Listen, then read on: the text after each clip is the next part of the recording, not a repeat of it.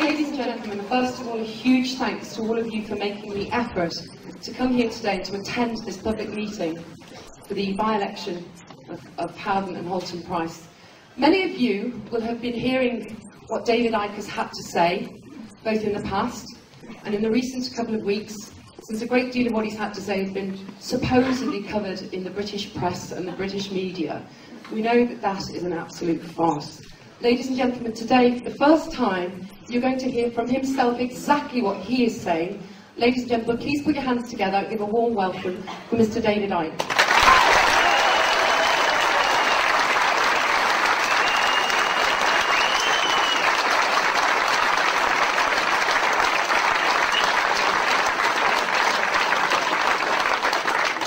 Thank you very much. The situations I get myself into, I'm watching the telly a few days ago and now I'm standing here. It's my life. There's people here from the constituency where this election's taking place, and there's people I know have come from long distances who've been looking at my stuff for a while. So there's a mixture of, what's this madman talking about? And people who think, well, maybe it's not quite as mad as you think it is.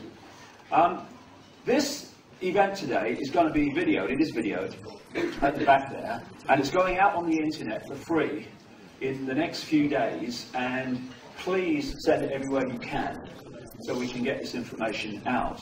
And for people who watch this video around the world, just a quick bit of background. Short while ago, the Member of Parliament for this constituency, called David Davis, who was the Home Affairs spokesman for the opposition Conservative Party, resigned in protest at the Labour government bringing in the Big Brother state. And he's standing for re-election on the issue of Big Brother. That's where I came in. I was going to leave this election alone. I never stood for election before. I never stand for election again. Because it's on the Big Brother issue, I was interested. I was going to leave it alone had the Labour Party, the government party, stood against him. But they chose not to. They said this election was a farce. Now, when you put that through the translation unit, it reads, we'll say it's a farce so we don't have to stand, because if we do stand, we'll get slaughtered because people are sick of this Big Brother state. The third party, the Liberal Democrats, chose not to stand because they said they supported the stand of David Davis. And David Davis was saying he wanted a debate on the gathering Big Brother state in Britain. So I'm sitting there watching the telly, not that much more than a week ago, and I thought, okay, I'll give him a debate, because no one else seemed to be going to do it. So I stood for this election, not wanting to win. Oh my God. The thought of being an MP again, I'll go all of a quiver, like, this cold kind of thing goes down my spine. Not least because I don't want to enter that den of iniquity and corruption and mendacity, but also because increasingly, and this is a big part of the Big Brother state, it's irrelevant. 75–80% of the laws now originate in this country from the European Union, and a massive chunk of the rest, they don't even get debated in Parliament. They go in through things called standing orders or devolved powers. They're just introduced. Where does this one come from? Who decided it? Thousands of laws come in every year like that. No debate. Parliament's an irrelevance. Increasingly an irrelevance. But the reason I stood was because over the last nearly 20 years, I've been investigating full-time in now 45 countries an agenda to create, no, not a Big Brother state in Britain, a global Big Brother state in which Britain is part of it. And I wanted to widen the debate in this election from it's just the Labour government, authoritarian and arrogant, bringing in the Big Brother state. if only. I wanted to point out nearly 20 years of research in book after book after book after book of great detail, source detail, predicting, not because I'm a prophet and I'm sitting in a darkened room smoking some weed, bringing it out of the ether, from hard journalistic research, because that's what I used to be, a journalist that was edited. Now I'm a journalist that's not. There's a big difference. Pointing out what the agenda was and how they were going to manipulate, what techniques they were going to use to manipulate this agenda into place. The reason enormous numbers of people worldwide are now coming to my work suddenly over the last few years is very, very simple. What is in these books is now in our daily experience. And I wanted to bring this to this debate that David Davis said he wanted, so we could look at the bigger picture of Big Brother and not just the limited view where we are focusing on the oil rag and missing the engineer. We have not had that debate because he won't have it with me. I tried to go to his public meeting with Geldof, Bob Geldof, the other day. I was turned away at the door by this man. I had a ticket booked. It was all arranged. No problem. It's a public meeting. As long as you had a ticket, I had a ticket. And then this man who, kind of, this vision appeared out of the ether, reminding me immediately of a pound of lard with a shirt on, I remember, who was obviously been consuming large amounts of E-numbers, because this man was hyper, and told me suddenly, miraculously, abracadabra, it was now a private event. 30 seconds ago it was a public. What happened there? So I couldn't get in. So that is the background. And I came here, you see, just less than a week ago. I came up here to stay last Monday, not to challenge David Davis, but to share information with the people here and him of the bigger picture. I was not saying I'm here to challenge David. I was saying I just wanted some information. If I get 0 votes, I couldn't give a shite. It's of no interest to me who votes for me. It's of interest for me that people have access to information that they're not normally getting, and then they make of it what they will. Fair enough, I'm off. But at least they've heard it. And I was saying, you know, I commend him for standing and all the rest of it. You know, good of you. Anything gets Big Brother out there, I'm for. After a few days here, you know, in the midst of it, I'm starting to see a different picture. And I'll come to that as we go through. But before that, we've got to have some background information to put that into context. The thing is about this Big Brother state, you see, is that it's happening in country after country after country after country. I had a German film crew come see me a few days ago when I was at home. They were going on about the Big Brother state being introduced in Germany. It's happening on an outrageous scale in America, in Canada, in Australia, in Europe. Now, is Gordon Brown, the Labour Prime Minister, responsible for all that? No, of course not. So what and who is? Unless you are a coincidence theorist. I love them. They're sponsored by Naivety Anonymous, by the way. Who believe that this is all happening by accident. Good luck to them. Free country, we hope. Free world, we hope. You're right to your view. But don't tell me it's happening by accident and then tell me there is absolutely no credibility in anyone saying, actually, maybe it's not. Gandhi said, an error does not become truth by reason of multiplied propagation, nor does truth become error because no one will see it. What is, is.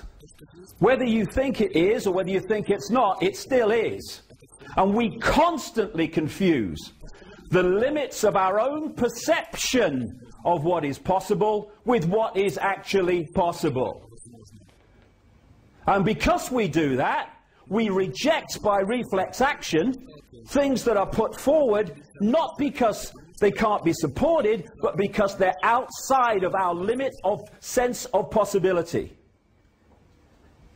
I did a news conference the other day. Some journalists came along, including a guy called Quentin Letts from the Daily Mail. Poor old Quentin. He thinks he's a journalist, bless him. And he heard a cut-down, but still substantial version of what I'm going to do today. And he then says in his newspaper, he does a real cut-down version of the cut-down version and basically, you know, said nothing. But then he said after it, all nonsense, of course.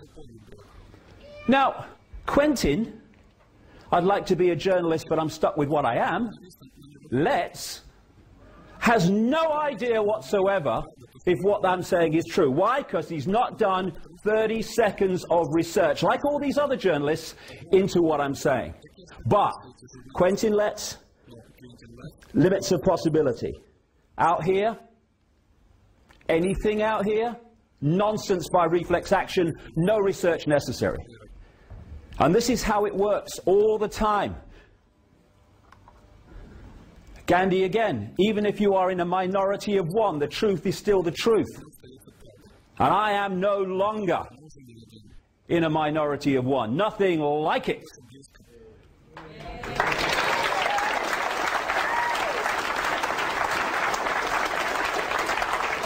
Remember this? This is when, centuries ago, Quentin Letts and his ilk would have reported that anyone who said the earth was round was mad because it's nonsense, of course. Because, as everyone knows that, if it was not possible to be round, people would fall off the bottom and all the rest of it that you got with the sphere earth is ridiculous. And we are now facing another version of the earth is not flat with what I'm talking about today. Mark Twain, in religion and politics, people's beliefs and convictions are in almost every case gotten at second hand, and without examination from authorities who have not themselves examined the questions at issue, but have taken them at second hand from other non-examiners whose opinions about them were not worth a brass farthing. That's where we get, everyone knows that, mate. That's where we get official history from. Summed up by Einstein. Condemnation without investigation is the height of ignorance. And on that,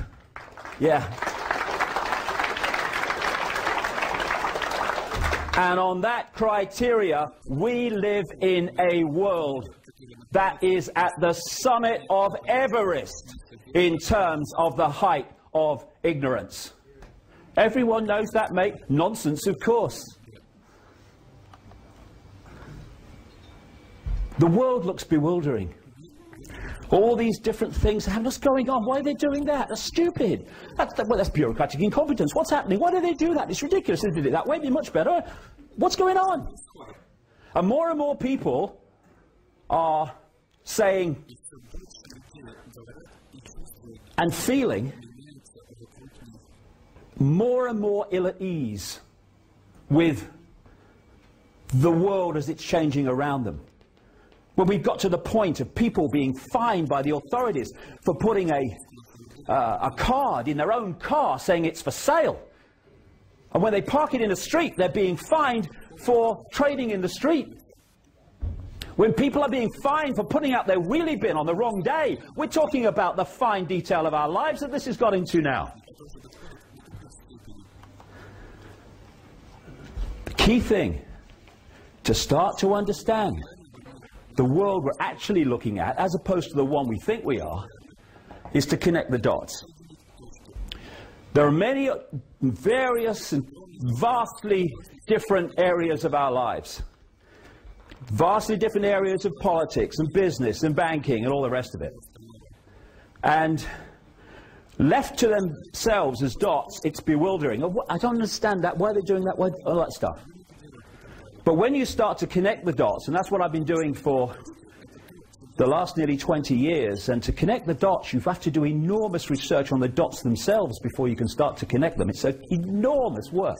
That's why it's very difficult for people to see what's happening, because the amount of work it needs to actually uncover it. And as you connect the dots, the picture starts to appear. You start to see that organizations and people and events that appeared to be totally unconnected are actually fundamentally connected. And you start to realize and you start to see a clearer and clearer picture of what Big Brother really is and why. You start to see the elephant in the living room.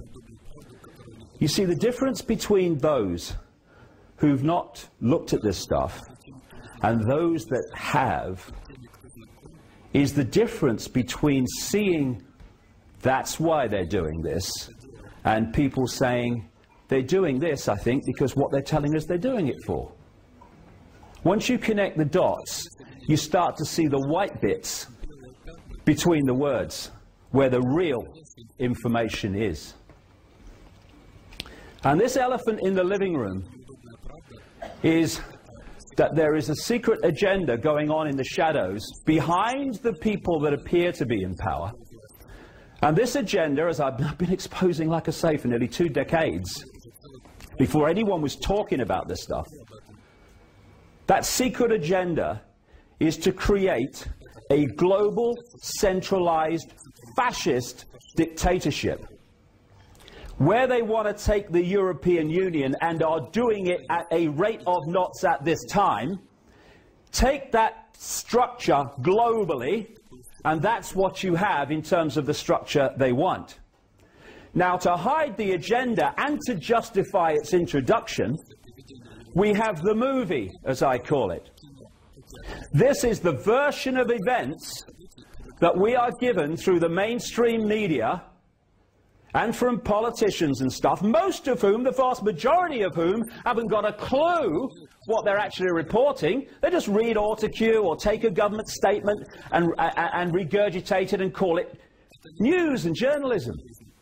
And so, if you want to centralize power in Europe, because you want that to be another layer, and I'll come to that in a minute, of this global fascist dictatorship, then that's the secret agenda. Within the movie, you say, no, it's just a tidying up exercise to make Europe more efficient. No, it's not the Constitution, it's a treaty. Even though it's exactly the same virtually as the Constitution, it's a treaty, so we don't need a referendum on it, so that people can say no. This is how it works. Secret agenda, movie provides the excuse for the agenda. This is the uniform, it seems to be all over the world, the dark suit. The dark suit. And these people are promoted, prime ministers, presidents, as being the leaders of the world, the people who are making the decisions. If anyone thinks Bush has been running America, I've got some seafront property in Switzerland you might like to look at. I've got a picture. The dark suits are the here today, gone tomorrow politicians who are the vehicles for introducing the agenda decided in the shadows, and those shadows people do not change, or at least those that control the shadow people do not change. As they say in America, those enormous numbers of people in America are now starting to understand this. They say, whoever you vote for, the government still gets in. And what they mean by that is those that control governments of any persuasion get in. In the shadows, this is where it's done.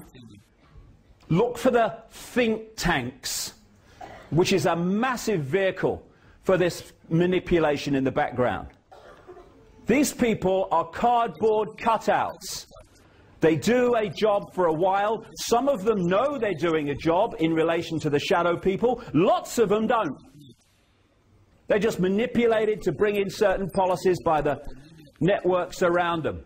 I mean, have you met a lot of these people? You know, Not a lot of brain cell activity in some of these politicians, right? Piece of cake to use them to bring things through. What has Bush done for the last nearly 8 years? Signed things. Hasn't decided what's being signed, he's just bloody signed it. Now, because of people like me and other people all across the internet and through other means, books and stuff, and never mind that, daily experience now, it's becoming clearer and more obvious that there is an elite that is deciding the direction that this world and our lives is going. And one of those insiders on the peripheral of the inside, Дэвид Rothkopf, wrote this book recently. It's called Superclass. He is a scholar at the Carnegie Endowment for International Peace, a think tank in America that was exposed by a congressional investigation in the 50s by something called the Reese Committee. It was exposed, this international peace organization was exposed for manipulating war, particularly the First World War, and they got that from the minutes of the organization. He's also a former director of a notorious organization that's in my books right the way through, called Kissinger Associates, which was set up by Henry Kissinger along with a co-founder called Lord Carrington, you might have heard of, Foreign Secretary at the time of the Falklands War in this country, the Thatcher administration. But what he says, having, you know, fallback position, we can't keep denying it, fallback position, yes, an elite is deciding the direction of the world, but it's kind of a loose thing, and it's just kind of happening. Bullshit. It's coldly calculated if you go high enough, and I'll get into that.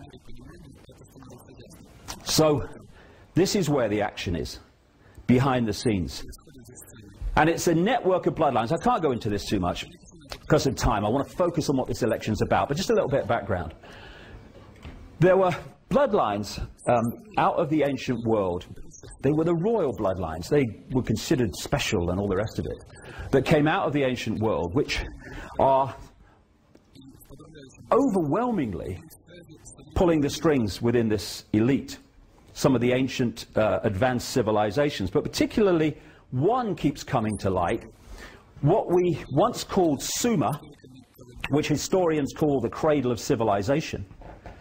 I would question that, but that's what they say. And later it was called Babylon. Now this land is of great historical significance to this network of interbreeding bloodlines, and it is called today Iraq.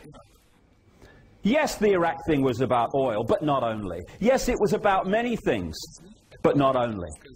But it was also about the historical significance of this land known as Mesopotamia, the land between two rivers, in terms of the people who were orchestrating the invasion of Iraq.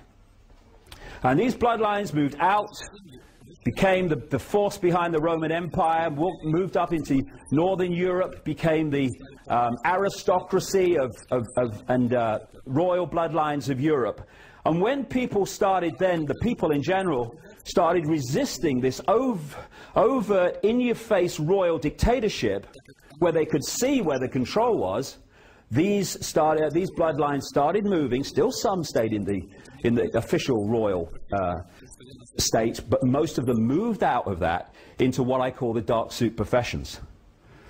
This is why when you look at the genealogy of American presidents since Washington, which has been done by people like the Boston Historical Genealogical Society and stuff, the number of presidents that lock in to the royal and aristocratic establishment of Europe is staggering. In the land where anyone can become president. What's that? More bullshit. Thank you very much.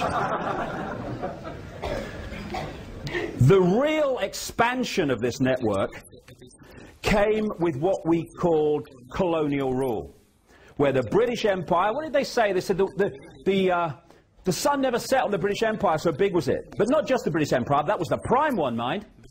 Also the French and others. And these bloodlines were exported all over the world. as these European powers colonized the world. And then we had this sleight of hand called independence for these former colonies. Now, there's two basic types of dictatorship. There's a dictatorship you can see, touch and taste. Communism, fascism, apartheid.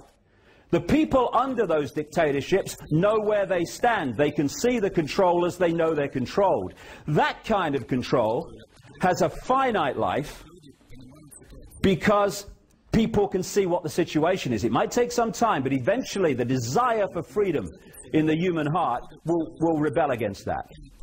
The greatest form of dictatorship is a dictatorship you can't see, touch and taste, that goes under cover stories like democracy and freedom. And people will sit in one of those dictatorships forever until someone or something points out what the game is. It's in simple terms, symbolic terms, not even symbolic, it's how it is. It's sitting in a prison when you can't see the bars, where you think that you're free because you can put a cross on an irrelevant piece of paper every 4 or 5 years to elect in different masks on the same face to continue the same agenda the last lot did. We're free, honey.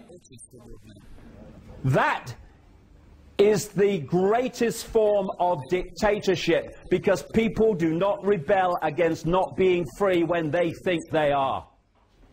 And what happened at what we call independence for the former colonies is they moved from a dictatorship that the colonies could see, rule from Britain or whatever, to a covert dictatorship. What they did, they left the bloodline out there and the secret society network that manipulates the bloodline into power and its agents and gophers into power. And they've gone on controlling those countries ever since, while the people in those countries think they're free and their own government is in control. So what we have is like a transnational corporation, and the center of it, at operational level anyway, is in Europe. So a transnational corporation has a headquarters, and then it has subsidiaries in all the different countries.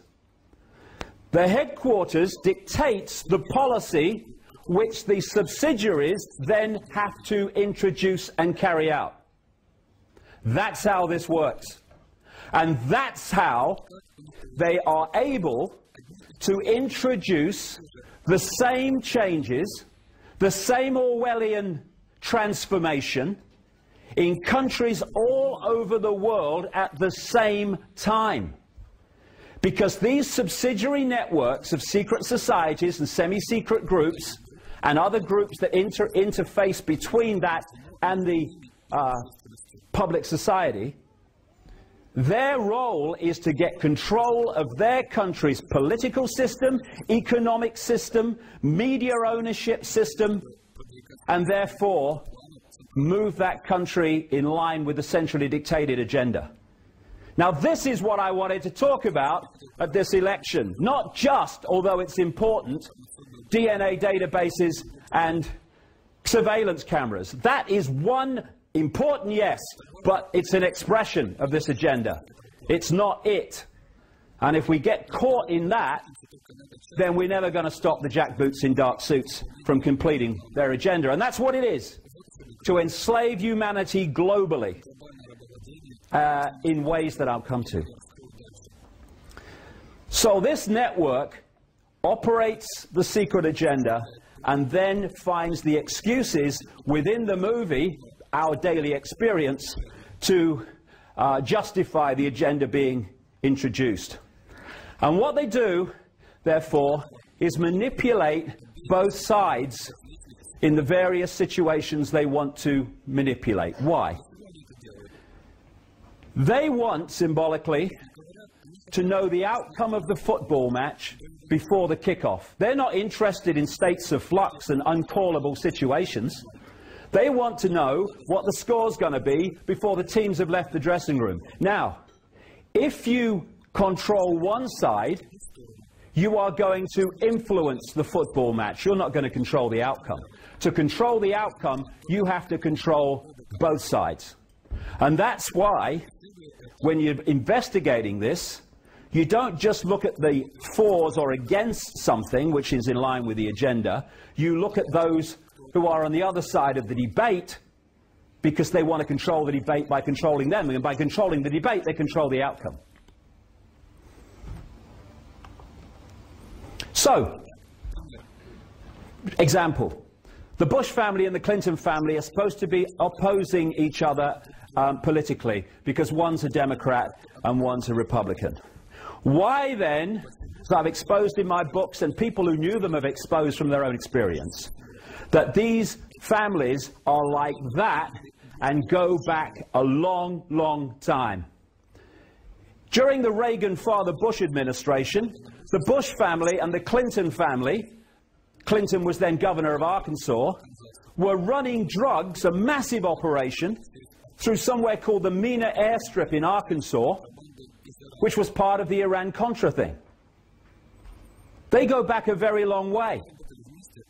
From 1980, when Reagan-Bush came in and Father Bush was the real president in terms of power, right through to now, in 2008, a Bush or a Clinton has been in the presidency.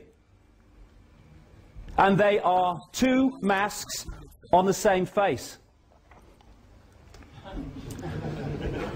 The president is a puppet controlled by the forces that put him there, that funded him there with the cuckoo amounts of money they give. Cheney's more powerful in the White House than boy George Bush. Why? Because Cheney's higher in the hidden hierarchy. And this is the point.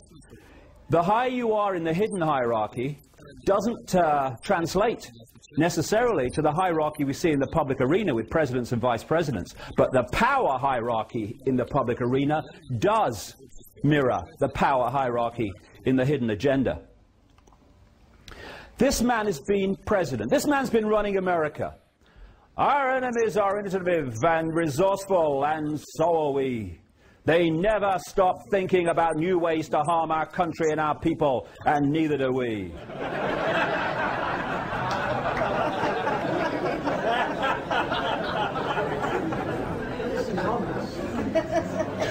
So if he's not been running America, who has?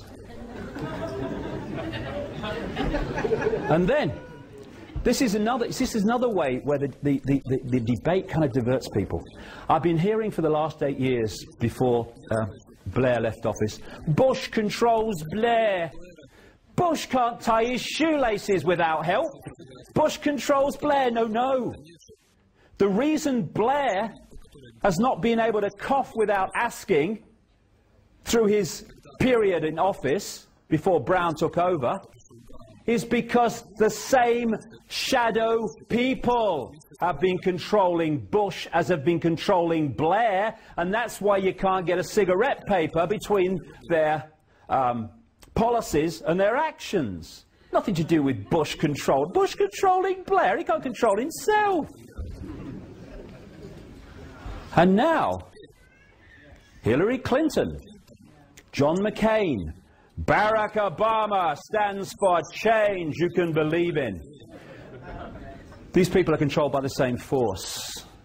Interesting, you know, when Clinton came in, Bill Clinton in, what, 92, he kept talking all the way through his election campaign. Change, I stand for change. He's going on, Obama. Change, I stand for change. Why? Why do they play that game? Interesting.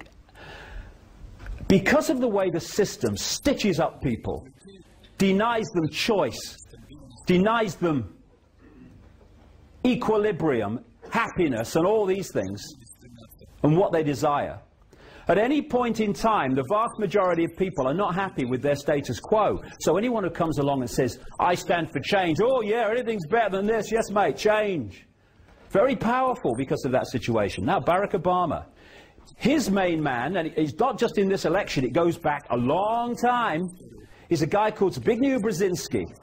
Brzezinski was the National Security Advisor in the Carter administration, And he went public in the last year, 18 months or so, admitting that he, in that position, worked to manipulate the Soviet Union to invade Afghanistan because he wanted to weaken the superpower, and in his words to the effect of, I wanted to create for them their Vietnam.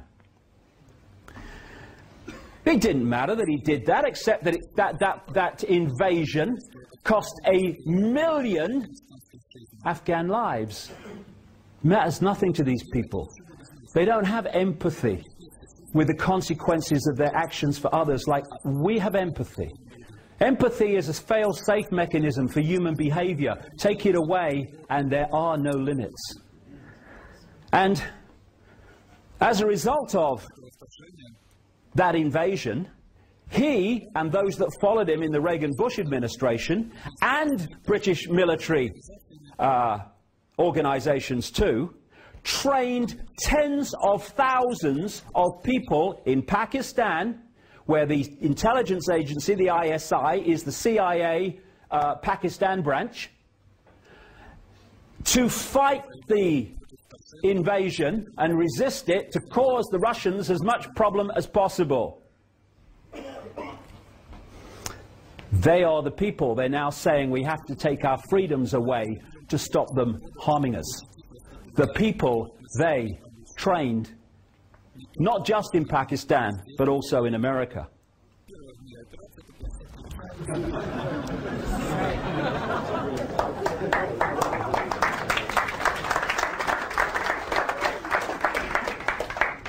I'll say no more except this, about this. Well, I might, because I've got verbal diarrhea, but if anyone thinks, David Davis or anybody else, that when this guy, David Cameron, the Conservative leader, comes into government, as we stand, he absolutely is almost certain to do. If David Davis or anyone thinks that Big Brother is going to be turned back by this guy and his cohorts, then again, you know, just down the road from the one in the seafront property in Switzerland, I have another little one you might like to look at. Because the agenda does not take no for an answer. You always know when it's the agenda, because when it's rejected by the people, they keep coming back with it. And this whole global Big Brother agenda is not going to go any further in Britain, or is going to be turned back by David Cameron. Crikey, you're having a laugh. Of course not. They'll find the excuses for it, and it'll be business as bloody usual. This is very true, I find. Politics may not be the oldest profession, but the results are the same.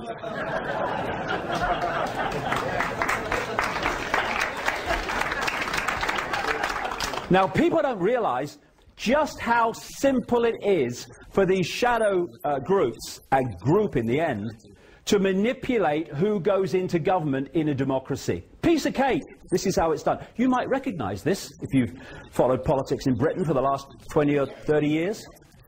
Most countries have one or two parties, sometimes one, South Africa, but mostly two parties that have any chance of forming a government.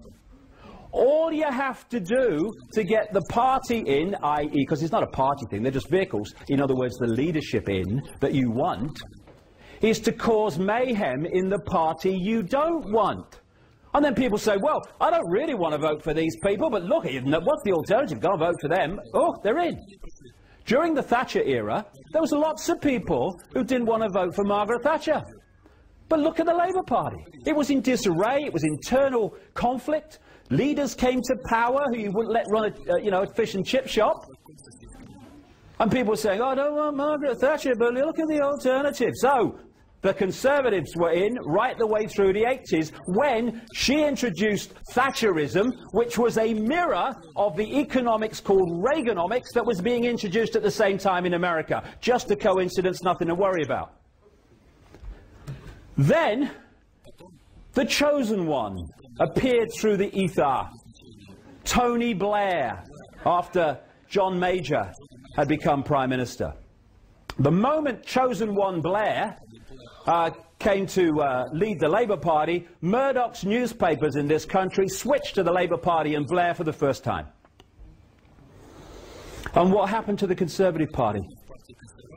Internal conflict, mayhem, leaders that people didn't find credible, and leaders who the public were told not to find credible. What happened? 10 years of Blair.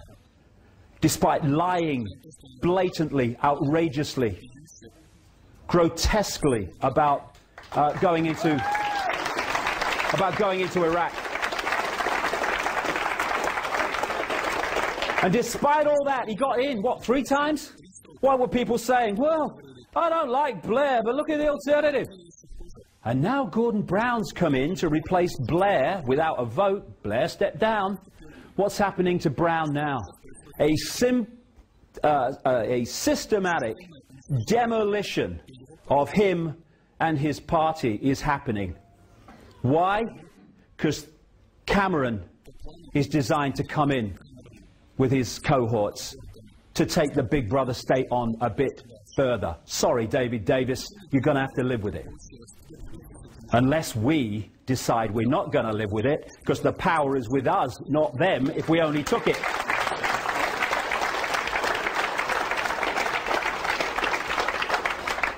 So the world seems very confusing. Let's see how they do it here. The world seems very confusing, a ball of confusion and what's going on. And the reason it seems like that is because we're denied, not least through the Quentin Letts of this world, we are denied the coordinates necessary to understand how the pieces fit. The coordinates are about where they want to take the world and the methods they use to take us there. Once we've got these coordinates, the world looks very different. This election looks very different. Coordinate 1. The goal is a centrally controlled global fascist dictatorship. This image can be found in this book, the first edition of which I wrote in 1994. Look at the world as it's emerged since in relation to that. Why do they want this structure? Any dictatorship must centralize power and must bring the decision-making process into the hands of fewer and fewer people. Because the more diversity of decision-making you have, the less control a center is going to have over those decisions. Diversity is the worst nightmare of the dictator. Uniformity is the means through which they do it. I mean, just look at the world from a built environment perspective. No matter where you go in the world, it all looks the same. This uniformity is emerging, even on that level. So what they want is a world government which would dictate all major policies to every country. They want a world central bank that would control the whole of global finance for every country. They want a world currency which would not in the end be physical cash, but electronic money only. And there are fundamental implications for freedom in that. We are hurtling towards the cashless society. Oh, it's a good thing. Yes. If it was done benignly, it might be, but it ain't. It's the outcome and the reason for the outcome we need to focus on, not the actual thing itself necessarily so much. Today, if you go into a shop or whatever, and you hand over electronic money, a credit card, and they say, sorry, the computer won't accept your card, at least you can still say, oh, well, I'll pay cash then. What happens when there is no cash and that computer says, no way, Jose? You have no means of purchase. What does that mean? Total control. That's why it's there. They want a world army.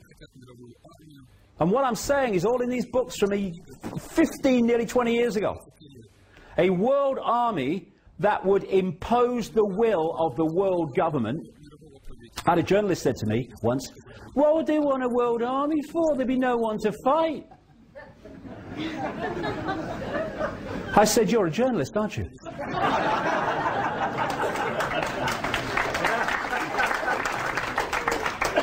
The people to fight would be any group, any nation that did not want to give over the total control of their lives to the decisions of the world government. And I say in these early books, watch for the development of a European army. This is what Sarkozy is suggesting now, the French leader. And watch for excuses being made for NATO troops to operate outside their official designated area of the North Atlantic. They're now in Afghanistan. And the idea is to fuse all that stuff with the UN peacekeeping force to create by stealth the world army.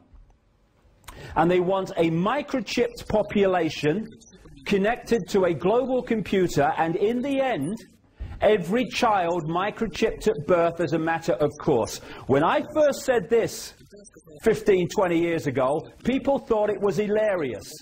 Anyone who looks at what's happening in the world now has got the grin, as my mother used to say, on the other side of their face, because microchips are now being introduced and are being all the time encouraged for us to take them as a way of operating. They bring it in, first of all, through, microchip Fido, you'll never lose your dog again. And then microchip your child, you never lose your child again. Microchip yourself, you'll never lose yourself again. There you go. Under this, they want 4 superstates. The first one is the European Union, which is the most advanced, came out of the EEC, the Common Market, a free trade area, nothing to worry about. The American Union, which they are manipulating out of a free trade area called NAFTA, North American Free Trade Association. And the first step of that, and it's so close to becoming public, is something called the North American Union, Canada, Mexico and the United States, and they even have a name for the currency to replace the dollar. It's called the Amero. They want an Asia-Pacific Union, which they're now talking about, being evolved out of another free trade area. If it works, why change it? Called APEC, Asia-Pacific Economic Cooperation. And we already now have an ever more active African Union, which came out of the Organization of African Unity. That's what they want. And where are we? Down here. Try getting power over your life sitting under that edifice of bureaucratic control. ID cards, stepping stone. This is what they want. Microchipped people. I was, by the way, I said on the internet I was going to talk for an hour and a half. I ain't. I hope that's all right with you.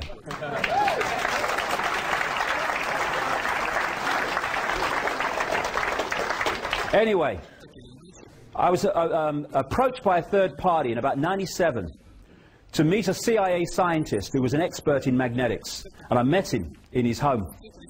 And he said he wanted to meet me because he wanted to get out what was going on, and he had no way of doing that for reasons that will become clear. He said that he joined the CIA to serve his country. Because of the way these organizations are compartmentalized, as I'll come to, most people in these organizations are not trying to follow this agenda at all. They're victims of it. So he told me many, many things. What had happened is he joined the CIA thinking he was serving his country, and when he got on the inside in these secret scientific projects, which produced technology far and away beyond anything we see in the public arena, he realized that this agenda that I'm talking about today was happening, which he never had a clue about when he joined the CIA. And he resisted and refused to work with them. He said one day he left home, and he has missing time, remembers nothing until he woke up on a medical-type bench in a room, and as he got his faculties back, he found there was something stuck to his chest. And he was opening his shirt as he told me this story, and on his chest was a see-through, that's all I can describe it as, a see-through shampoo sachet type thing, and inside was this orangey golden liquid. These are known within the CIA as patches. Someone's been patched. And what had happened in that missing time period is that his body had been manipulated to need the drug in the patch to survive, and if he doesn't get it, he starts to die of agonizing death. He knows that's true because he resisted after he was patched, and he found out they weren't kidding. These patches have to be replaced every 72 hours, and if they're not replaced, goodbye to him. So he's got children. I met them. He doesn't want to die. So what does he do? He serves the agenda, because he hasn't got a choice, he feels, except to die. And this man said this to me after telling me so much other stuff. Tell people, if they say no to just one thing, say no to the microchip.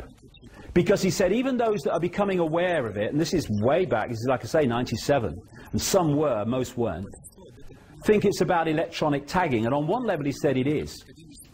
He said, but the real reason for microchipping is because once you've got a microchip inside you, you can be electronically connected to a computer system that can manipulate you physically, take you out from a distance, that can manipulate you emotionally, because the body's an electrochemical entity. You get hold of the body, access the body chemically or electrically, you can do mayhem.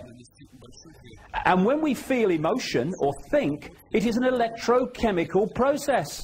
So if you get a microchip inside you manipulating that process, they can manipulate the way you think. They, as he said, they can make people aggressive, they can make people docile, either as an individual or en masse. You basically become a robot, he was saying. Say no to the microchip. And this, I've really heard David Davis talk too much about this. Maybe I missed it. It's what Orwell's 1984 was talking about. I even named the microchips called the very chip, although this is one of the less sophisticated ones that they're introducing in parts of situations in America. CIA scientists told me in 1997, when no one was talking about nanotechnology, that the microchips outside of the public arena in the secret projects were so small they can be inserted in a hypodermic needle during vaccination programs. And of course the people giving the vaccination have no idea that that's the case. This is a UPI mainstream media report. The Department of Health and Human Services said Thursday that it was about to begin testing a new technology designed to help more closely monitor and assist the nation's homeless population. Under the pilot program, which grew out of a series of policy academies held in the last 2 years, homeless people in participating cities will be implanted with mandatory radio frequency identification tags that social workers and police can use to track their movements. This is now, not sometime over the rainbow.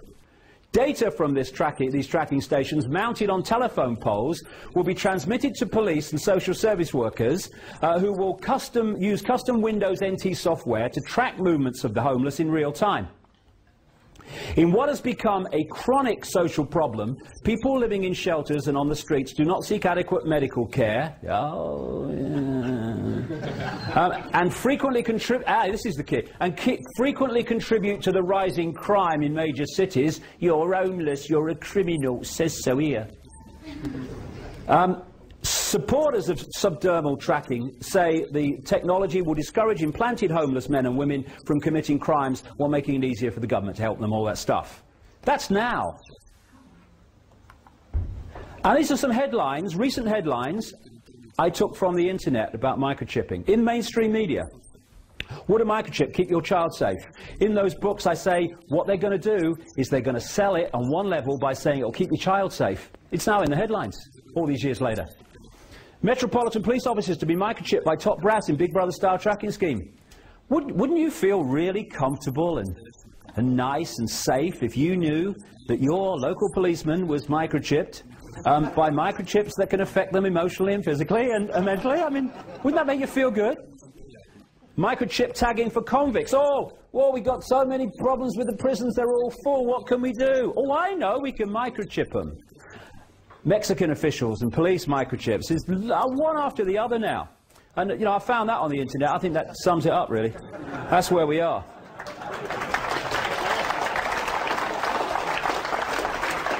Except it's not Bush, it's the shadow people controlling him. Coordinate 2. The biggest terrorists are in government.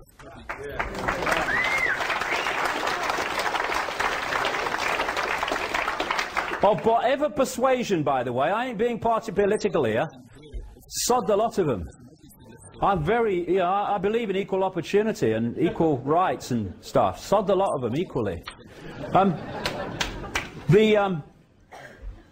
The terrorists, even those that we're told were terrorist events from external terrorists, when the evidence often points to the fact that it was not that at all, except that they were the front for it, they can kill horrendously a few thousand people at maximum, or they can, like 9/11 and that stuff, or they can kill fewer in other events. Horrific, horrible, etc. Yes, but these people, or the people that controlled them, pepper-bombed Baghdad full of kids and civilians, and have so far killed and maimed hundreds of thousands of civilians to save them from a dictator. And you know, David Davis, it seems from what I read, is in favor of capital punishment. I cannot think myself of a more blatant big brother power than for some guy in a silly wig to have the power over life and death on behalf of the state. And I just wonder, because David Davis voted for the invasion of Iraq, I just wonder if those children and civilians, as they were pepper-bombed in Baghdad, might just have thought that Big Brother might have arrived. But no, it's just about surveillance cameras and DNA databases. Oxford Concise Dictionary, definition of terrorist: one who favours or uses terror-inspiring methods of governing or coercing government or community, hence terrorism. I rest my case. Coordinate 3. How the few can control the many by using the many to control themselves. Pyramid power. If you think of Russian dolls, one doll inside a bigger doll inside a bigger doll. Now think of pyramids. Small pyramid inside a bigger pyramid inside a bigger pyramid until there's one that encapsulates all of them. If you look at any organization today, a government, a university, a corporation, anything, a school, they're all structured as pyramids. The vast majority of people that work for those organizations work in the lower reaches of the pyramid, where most of the people in any organization are. But when you get to the top of the pyramid, you find a tiny few people, and they're the only people that know how all the different contributions of others within the pyramid fit together to form anything but an innocent picture. It's called in the CIA and organizations like that compartmentalization. So there's people all over the pyramids in government. People say, it's the government. Well, the government's a big thing. No, no. It's that which controls the government. There's people all over the pyramids who, they're not trying to manipulate anybody. 90-odd% of them. They're just trying to earn a living, look after their family, have a nice holiday and all that stuff. But they don't know how their contribution fits with them and them and them. Only the ones at the top know that. And these pyramids fuse together. The banking pyramid, the transnational corporation pyramid, the oil cartel pyramid, the pharmaceutical cartel pyramid. All these different pyramids, media ownership pyramid. I mean, you know, the major media corporations in America, for instance, are owned by the corporations like General Electric. And at the top is a pyramid that encompasses all of them. And at that point are these shadow families, people like the Rothschilds, the Rockefellers, the Habsburgs, and others, who are putting down these apparently, at the level we experience them, totally unconnected areas of our life, the same policies. And what those policies are, in its foundation form anyway, in their foundation form, is centralization of power in every area of our lives. Because the more power is centralized, the more power the few have over the many. So you go into a bank, you hand over a check to the person behind the counter. They don't know what's happening in the bank manager's office and what's being decided. He don't know what's happening at the next level. They don't want to accept the next level. And that's how it's possible for a few to dictate the direction of the world, with the many working every day unknowingly to do it for them. And so, one name that is given to these families is the Illuminati, the illuminated ones. They know more than we do because they keep what they know from us. And behind the corporations, different masks on the same face, is actually a corporation. Different directors, different frontmen, not always, mind, interconnected directorships, but at control in the hands of the few. And it's the same with politics. Presidents, prime ministers, heads of the World Bank, Secretary General of NATO, they are perceived to be in the red bit at the top in terms of their own hierarchy. No, no. They're somewhere down. I'm probably being optimistic with this.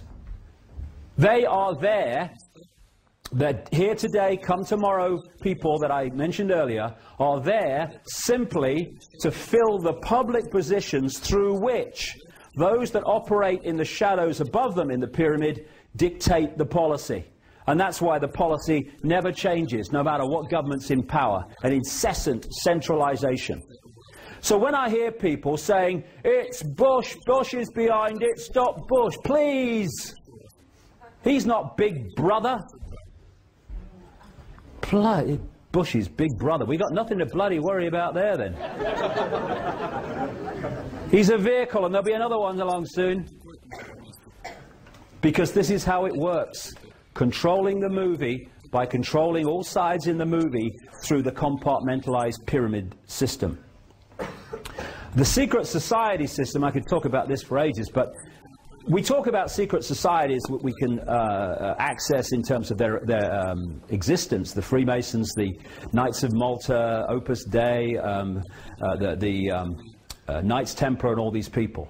And they feed chosen people out of the top of their pyramids into the pyramid where the real action is. And often that pyramid they don't give it a name. I call it the Illuminati, and other people call it the Illuminati, but often they don't give it a name. Why? You try investigating an organization that doesn't have a name. Very difficult.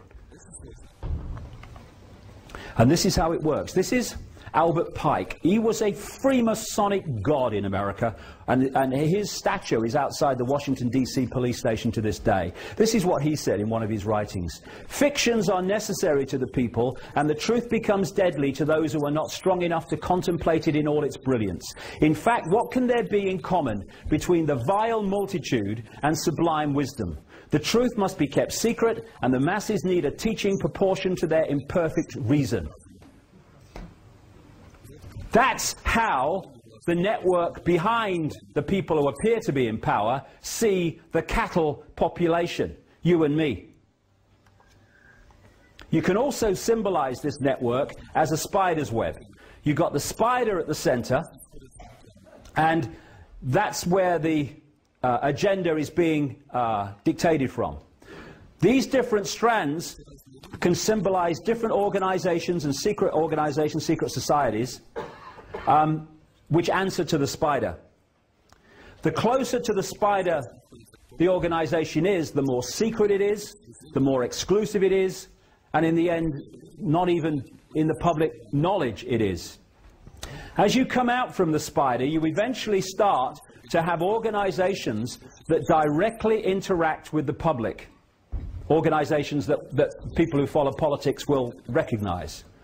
And then there's a few just back from there, which are kind of secret, but thanks to researchers, they've been acknowledged to exist, like one called the Bilderberg Group, which I'll get to. Now, within the spider, and we're getting more and more relevant to this election now, this Big Brother by-election, The Round Table was a secret society that was started by a man called Cecil Rhodes, who died in 1902. And this secret society, which has been exposed massively in great detail by one of the people called Carroll Quigley, who was a professor at Georgetown University, actually taught Bill Clinton. And he was connected to this Round Table network and had access to secret papers of that secret society to see what they'd been doing through the 20th century since they were created. The Round Table then started to create offshoot organizations which it controls. First came the Council on Foreign Relations, 1921 in America. The Rockefeller family were behind that. Then came the Royal Institute of International Affairs in London, actually came before that even. Then came the Bilderberg Group, 1954, and the United Nations, and the Club of Rome, 1968, and the Trilateral Commission in 1973. And the Trilateral Commission was created by the Rockefellers, David Rockefeller, and a man called Zbigniew Brzezinski, who is the man behind Barack Obama, who I mentioned earlier. The Bilderberg Group was officially met for the first time at the Bilderberg Hotel in Oosterbeek, Holland in 1954 in the May. And every year, although its steering committee meets very regularly, every year they have a meeting somewhere in the world of the high and mighty of global finance, business, politics, media ownership, intelligence agencies and the military, including the Secretary General of NATO. The only place that massive meeting of people in positions of power that dictate the direction of the world will be reported, not what went on there necessarily, just the fact that they're meeting, is on the internet, on sites like mine, Alex Jones, the Rense site and stuff like that, and others, because the mainstream media who attend it, some of their members, never report its existence. If any other organization was doing that with those people, it would be reported, not the Bilderberg Group. Now, Carroll Quigley wrote two books. One was called The Anglo-American Establishment, and another one, a big work, was called Tragedy and Hope, in which he exposed this from the inside, because he agreed with what they were doing. And as he pointed out in his books, their goal was the centralization of global power with a world government. He agreed with it. He just thought the public ought to know it was going on. This is what he wrote in one of his books, The Anglo-American Establishment. The picture is terrifying because such power, whatever the goals at which it may be directed, is too much to be entrusted safely in any group. No country that values safety should allow what the Milner Group, this is Alfred Milner, Lord Milner, who took over from Rhodes as its head, and sometimes it's called the Milner Group. The Milner Group accomplished, that is, that a small number of men would be able to wield such power in administration and politics, should be given almost complete control over the publication of documents relating to their actions, should be able to exercise such influence over the avenues of information that create public opinion, and should be able to monopolize so completely the writing and teaching of the history of their own period. And he goes on to explain how they were behind the major events of the 20th century, including the two world wars. So that is one of the key networks within this structure. And there's the Trilateral Commission, the co-creator, now behind Barack Obama. All that stuff will become relevant to this election as we go along. Well, I think one of the, if I've made any contribution to this, then one of the things that I'm most proud of is to have come up with the phrase problem, reaction, solution to describe the most used and the most powerful method of mass, mind and emotional manipulation that has been used on us to advance this agenda. It used to be called the Hegelian dialectic. And I thought problem, reaction, solution would sum it up more succinctly. What it means is that you want to change society in a way that if you did it openly and had a meeting and said, right, well, tell the public this is what we're going to do, you know that you would get a massive public reaction against what you want. So you don't do it openly. You play this technique. Stage one, you create a problem.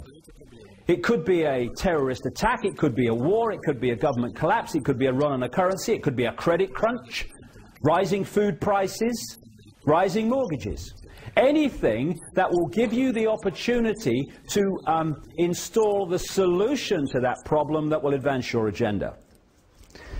Once you've covertly created the problem, you then tell the people through a pathetic mainstream media the version of that problem that you want the public to believe, i.e. Bin Laden orchestrated 9/11, Lee Harvey Oswald killed Kennedy, whatever. If we had a journalistic profession, even just in any way justifying the name, problem, reaction, solution fall down, because the explanation would be investigated, it would be found to be wanting, it would be reported to the people, this would collapse. Because we don't have a journalistic profession worthy of the name, the problem is created, the cover story of the problem is then reported to the people as official history, uninvestigated, and what they're looking for at stage two is a reaction from the public that says, in effect, something must be done, what are they going to do about it? Fear, outrage, do something. And then those who've covertly created the problem, got the public reaction, do something, then openly, through changes in legislation, offer the solutions to the problems they have themselves covertly created. And what are those solutions? They are changes in society to advance the Orwellian Big Brother state and the centrally controlled global agenda. At the 33rd level of Freemasonry, of the Scottish Rite, that's the highest official level, they have a motto, Ordo ab chaos, order out of chaos. Problem, reaction, solution. You try manipulating harmony, very difficult. You try manipulating chaos, piece of cake. They want chaos. You see, through problem, reaction, solution, we need to switch our minds a bit here. Because of problem, reaction, solution, they don't want crime figures to come down. Because if they do, they can't offer the solutions to the crime figures, which is more control. They want people knifed in the streets.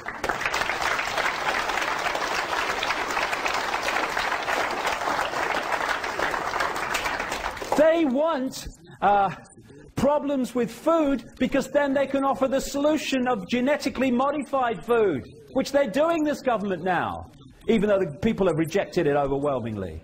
They want the problems. They have to have them, or they can't offer the solutions. This is what Bush said after 9/11. You're free, and freedom is beautiful, and you know it'll take time to restore chaos and order out of chaos, but we will. Problem, reaction, solution. This is the Second World War. If you look at the First World War, after it was over, global power was in dramatically fewer hands than it was when that war started. Nothing changes a society globally or locally like a war. After the Second World War, it was in even fewer hands. And we had the creation of the United Nations, we had the Bretton Woods Agreement, we had the IMF, we had the World Bank, came after it.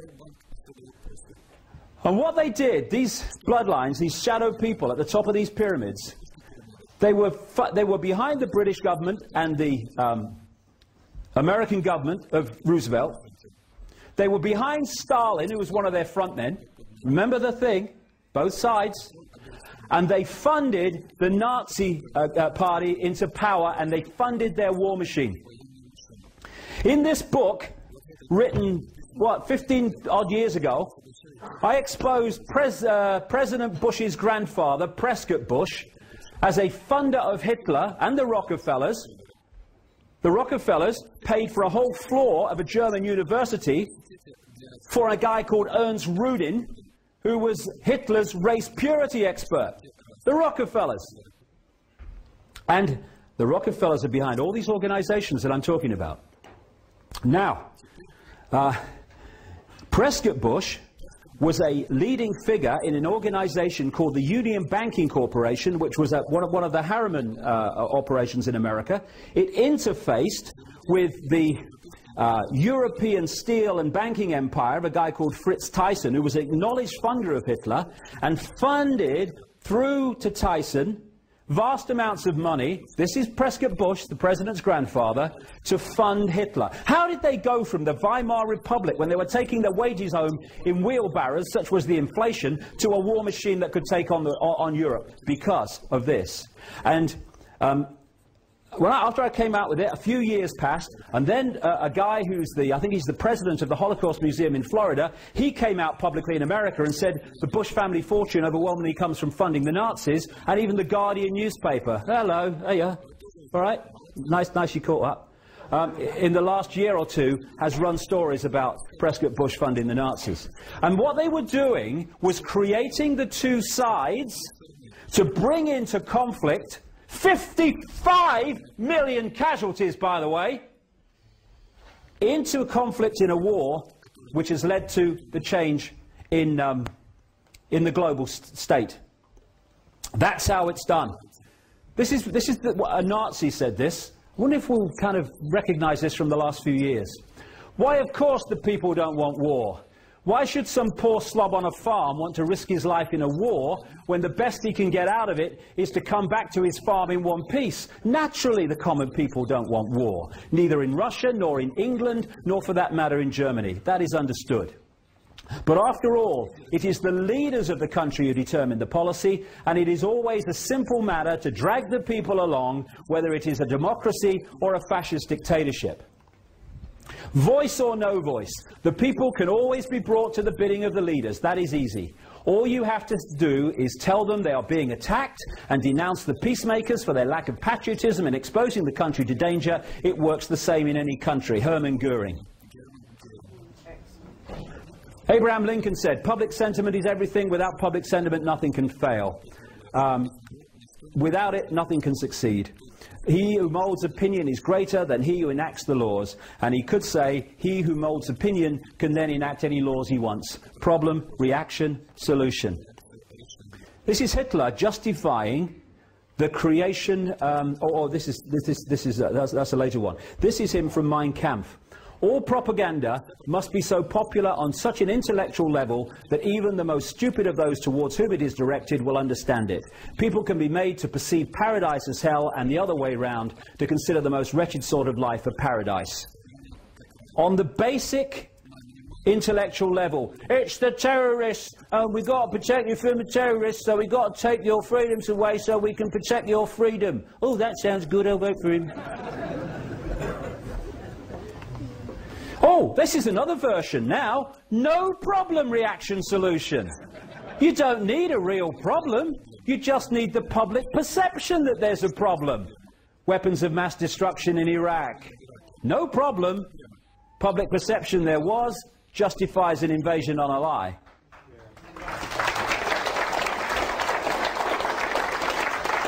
I love this one. Invasion checklist. Missiles, tanks, troops, planes, bombs, ships, guns. A reason. Come on. Hey. I'd say let's have a brainstorm, but apparently that's politically incorrect. You have to have a thought shower now. Let's have a thought shower. True. Bloody true. And because the same people are creating the problem to offer the solution, the same people come up with the problem as well as with the solution. It's kind of strange.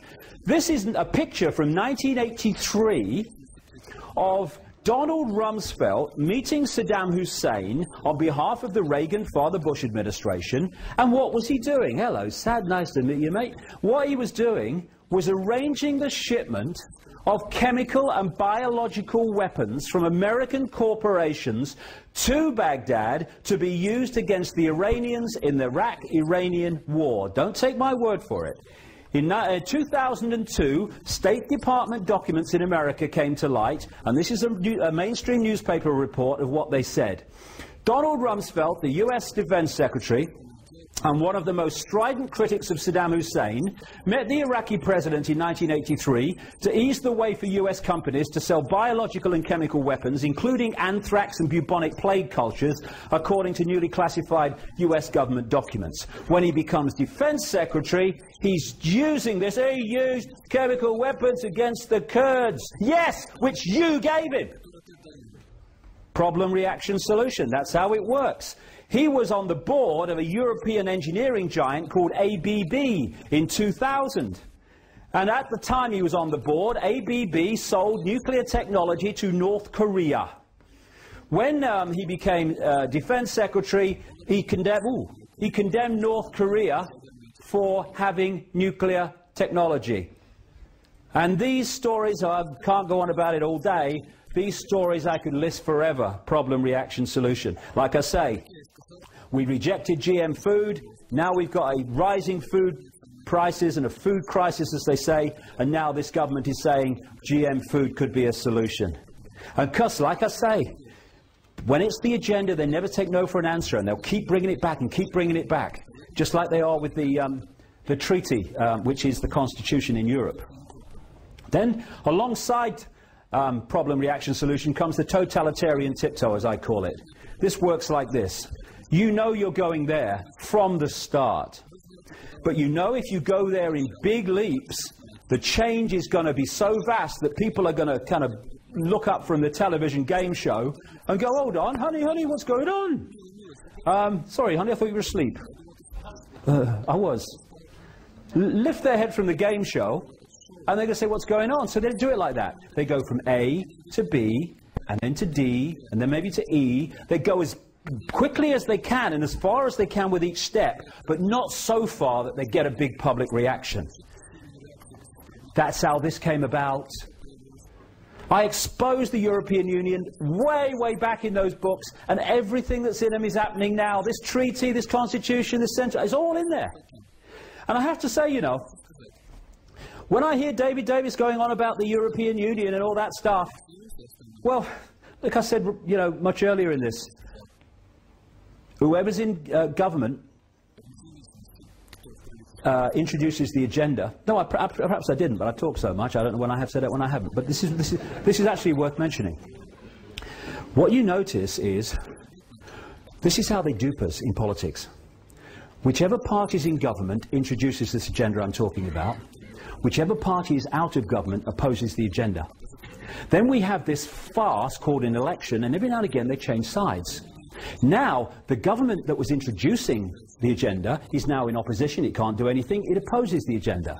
That which was in opposition, opposing the agenda, is now in government, so it introduces the agenda. And so the common theme is, whichever government of whatever persuasion's in power, the agenda goes on. That's why David Davis and David Cameron and the Conservatives, when they take over from the current Labour government, ain't going to change a bloody thing.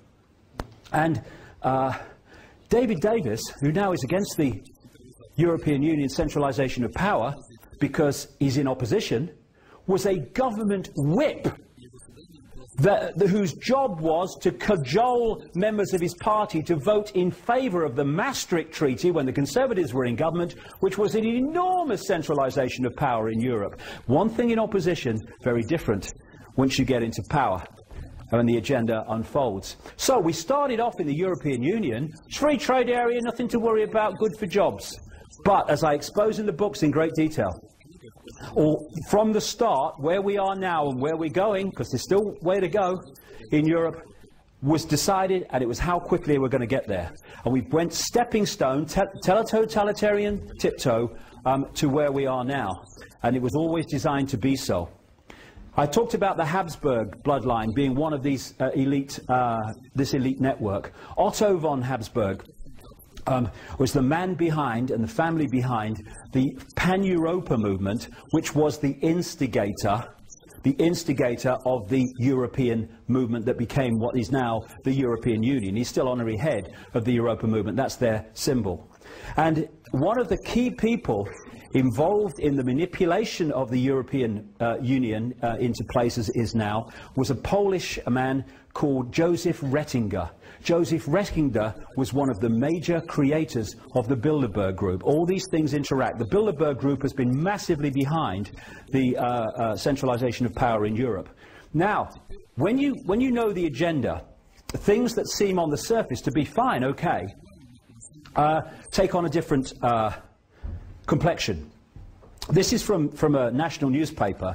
It's a map that came out of Europe, which is said to be the way they want to break Europe into regions, because they want the end of the nation state.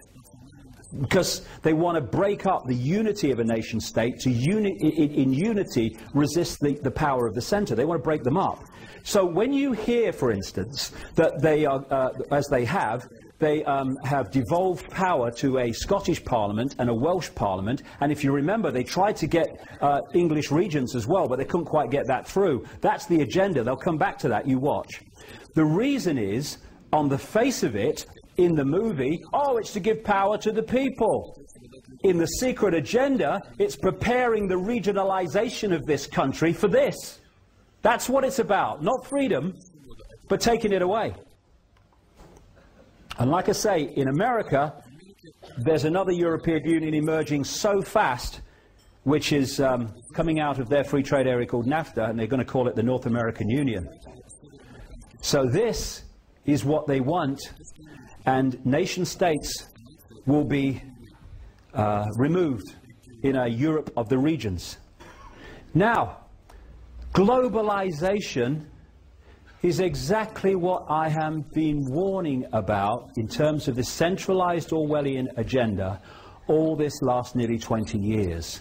And I do cringe and shake my head when I see people, often of the left in politics, saying what I'm saying about a global agenda for a centralized fascist state is a nonsense. And then I see them pick up their banners and go, stop globalization, stop globalization. What do they think globalization is? It is the incessant centralization of power in every area of our lives. It's the agenda I've been warning about all this time, unfolding before us. And this is a massive part that I'm talking about here in the last like 20 minutes of Big Brother. It ain't just surveillance cameras and DNA databases. It's all of this combined. And the Labour government in Britain is orchestrating it all globally, please. And this is what I came here to stand in this election to have a platform to talk about. He doesn't want to talk about it, David Davis. Let's sort out England first, he said to one of someone who asked him a question about it. Well, you ain't going to sort out England, the subsidiary, or one of them, until you sort out the headquarters, where it's coming from.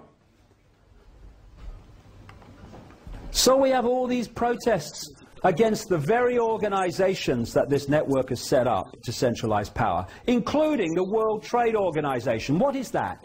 It's been, again, in my books going way back. When it was called the GATT negotiations, it was in my books, and then became the World Trade Organization. It has the power to impose massive fines on any country that breaks the trading laws of the World Trade Organization to defend its own economy. Simple thing. If you want to control someone, you must make them dependent upon powers they have no control over.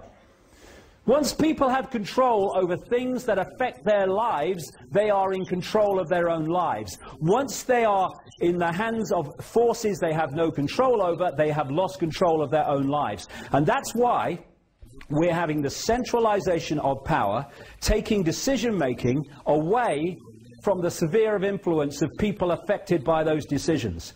The idea is to tie up every nation and every area of the world with codependency on some other part of the world, so that no part of the world has the independence to decide their own destiny. It literally is like getting caught in a spider's web. How appropriate is that? That's what outsourcing, as they call it in America, is. Taking jobs and stuff into India and other places. And British companies buying up foreign companies buying up our basic needs like electricity and gas and water. That's what it's about. Taking control over our lives to a point where we have no influence. This is Big Brother. Not some guy sitting there watching a bloody camera screens. Just one level of it. This has been brought in.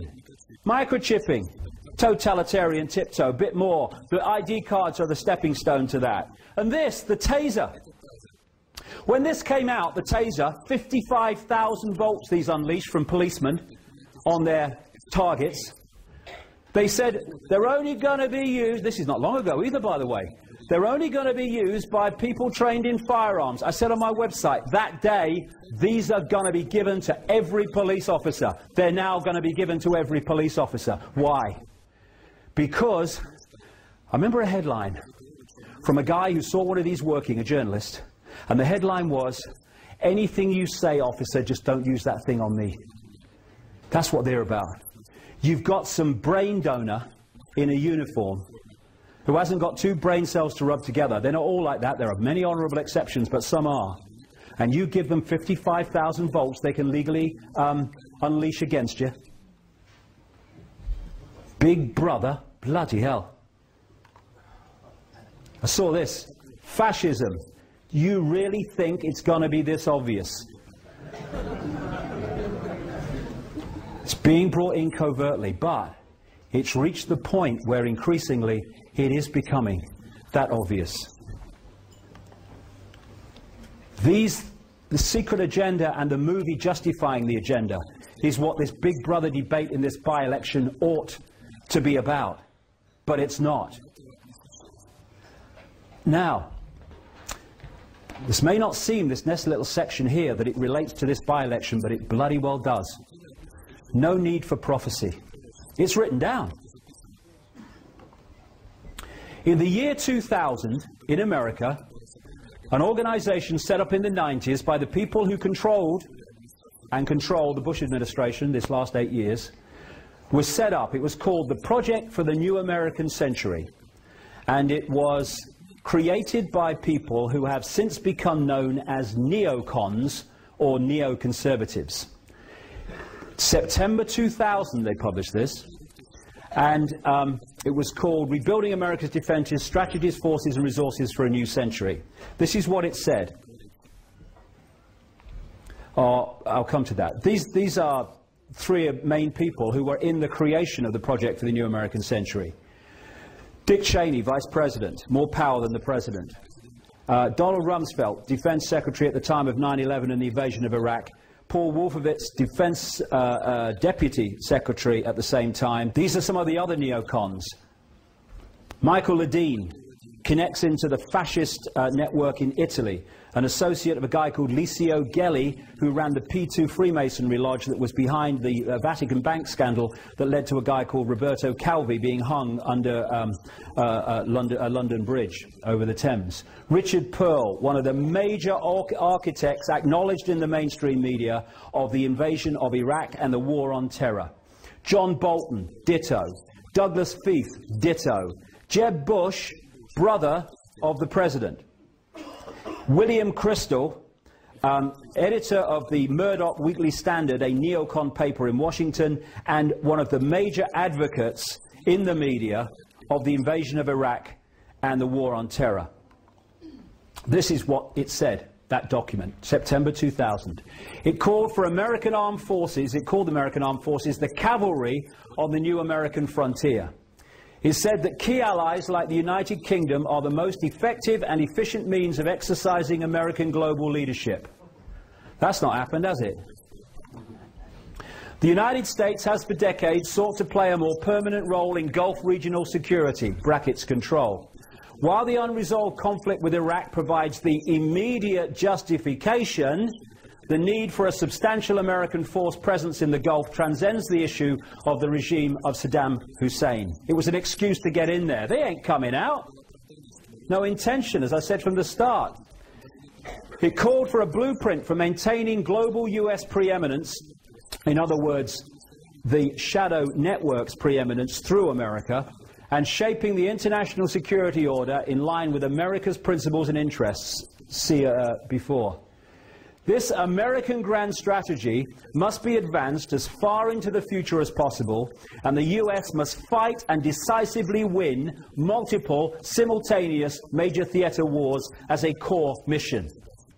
September 2000. Look what's happened since. It says that peacekeeping missions demand American political leadership rather than that of the United Nations. Happened. It highlights North Korea, Syria, Iran and Libya as dangerous regimes, target for takeover or control, and says their existence justifies the creation of a worldwide command and control system, World Army. This man, David Frum, who is a scholar of an organization called the American Enterprise Institute, which is a neocon operation that fits like that into the project for the new American century, was the man who wrote the famous State of the Union speech for Bush, I think it was in 2002, in which he said that there was an axis of evil that had to be targeted. What was that axis of evil? Iraq, Iran, North Korea, straight off the pages of the Project for the New American Century document. It spotlights China for regime change. This is where it's leading. They want a conflict with China for a massive global problem which will bring in the global solution, the world government and the world army, to stop it ever happening again, even though they created it in the first place. I've been talking about this now since the mid-1990s, the China thing, and in 2000 they come out and actually say it. It is time for the presence of American forces in Southeast Asia, it says. This could lead to American and allied power providing the spur to the process of democratization in China. These people are crazy, but not stupid. It called for the creation of US space forces to dominate space and total control of cyberspace to prevent their enemies using the internet, i.e. people like me and others who are exposing this. They're trying to more and more edit and censor the internet. Talks of developing biological, but these are the people we're talking about here, who are saving us from terrorists.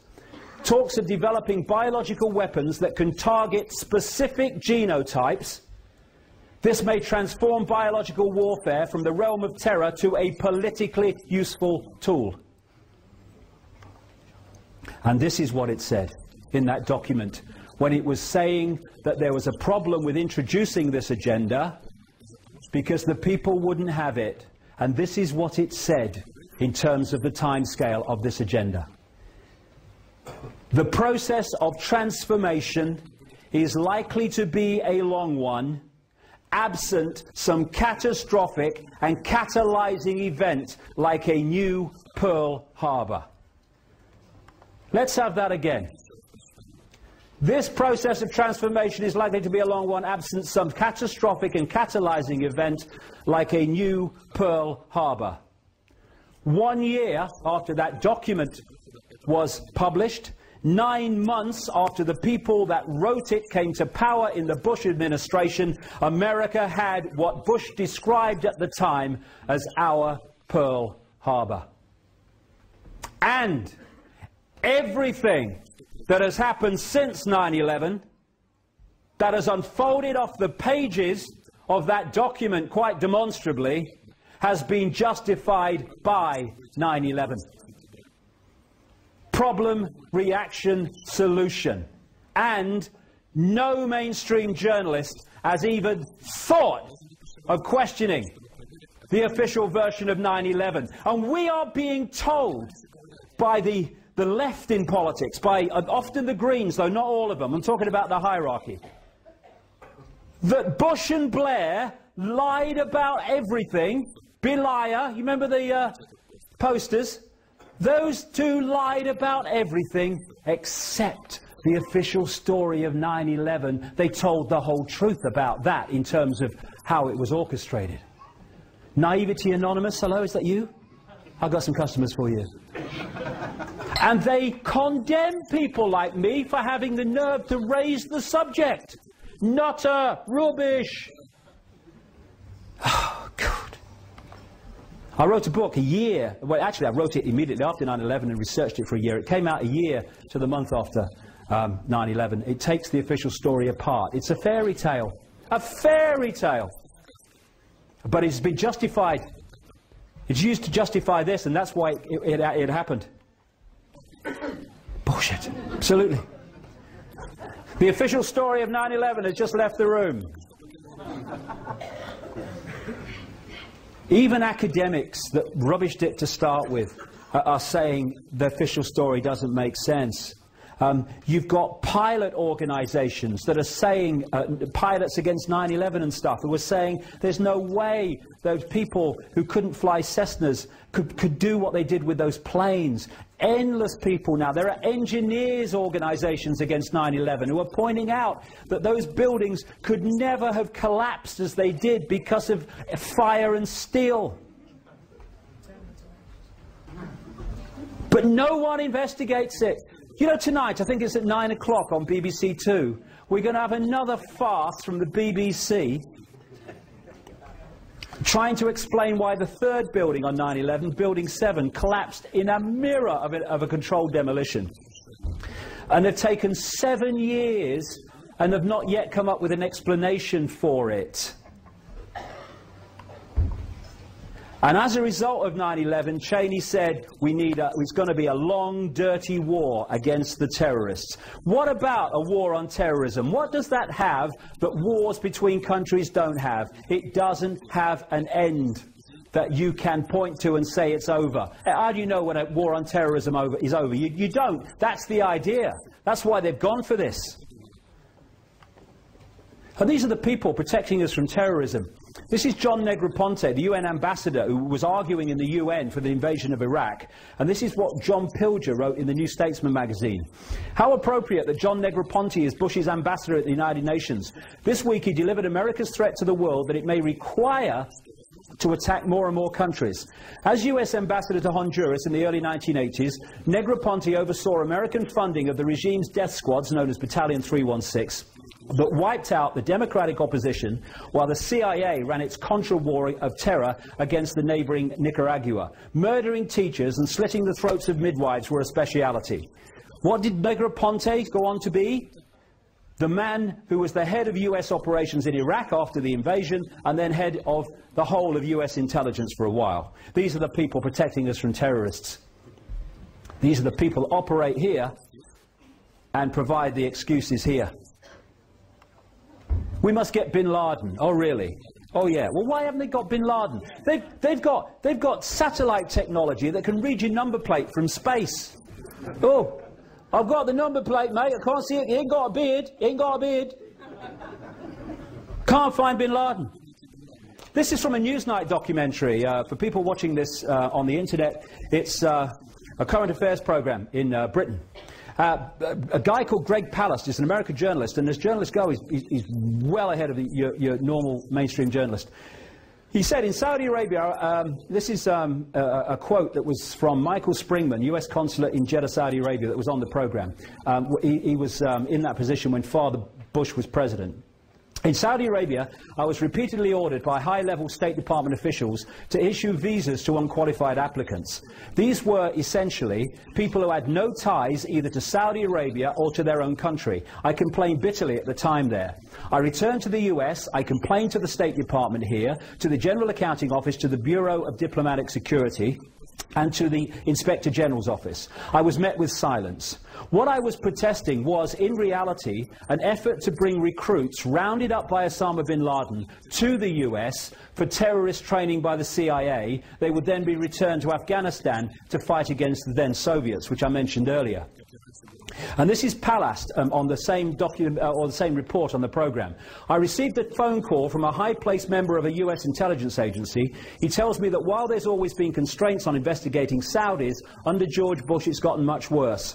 After the elections, the agencies were told to back off investigating the bin Ladens and Saudi royals, and that angered agents. Why? Because the Bush family were connected into the bin Laden family in ways I describe in my books, and it was one of those to create the war on terror. This is the late Robin Cook, just before he died. Throughout the night, he was one-time foreign secretary in Britain. Throughout the 1980s, bin Laden was armed by the CIA and funded by the Saudis to wage jihad against the Russian occupation of Afghanistan.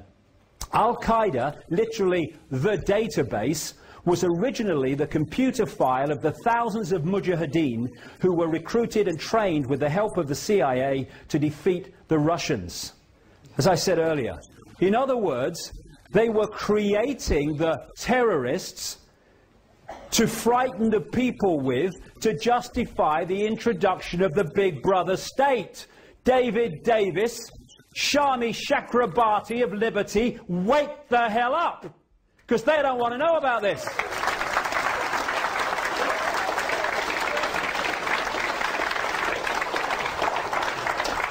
Massive connections between the bin Laden family and the Bush family. And here's the man, Zbigniew Brzezinski, who was at the heart of what I've just described when he was in the Carter administration, the man behind Barack Obama. Change we can believe in. This is how the whole thing works. One force controlling both sides to create a movie to manipulate public opinion to accept changes in society that lead to the Orwellian state. Fear. Fear, the four-letter word that controls the world. Once you get people in fear, they will look outside of themselves for people or organizations to protect them from what they have been manipulated to fear. Fear is the greatest of all mass mind manipulation techniques. Because of fear, we have this introduced, justified by what I've been talking about. This is a poster from Germany in 1934. That's a poster from London today. And this is from Sheffield. Someone in Sheffield sent me this. This is from Sheffield bus station. Every bus, tram, oh no, let's start from the top. Spit and run, you'll still get caught. DNA. Ooh, aye. Every bus, tram and interchange has DNA testing kits. Spit at the staff and you can be traced and prosecuted, even if we don't know what you look like. And your records will be on the national DNA database forever. We're free, honey. I love it. Did he spit? Get the DNA tested. What are you talking about? Here we go. Help me find and kill the terrorists. Tell on your neighbours. Tell on your friends. Tell on your family. Hey, there's some meeting going on at that Willoughby Manor Hotel. I don't know what's going on here. I think we better get over here quick. Yeah, you might bloody learn something. Get over.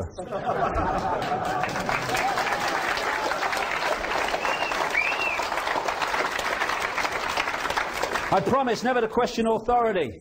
I promise never to bring up my rights. Stop asking questions. They'll all want to do it. Quiet. Shut up. But you can have free speech. There you go. No problem. Free speech zones. What's that about? Free speech zones. You cannot say what you want here, but you can say it there. I've got a uniform on, so I've got a brain. The internet is fantastic for spreading information, but they're trying to edit that and censor that, as I say, because that's a bad side of the internet for them. But the internet's magnificent if you want to track people and track what they're doing and stuff. This is being justified in the same way. And this is Hitler. I was going to say this earlier, but it's come later.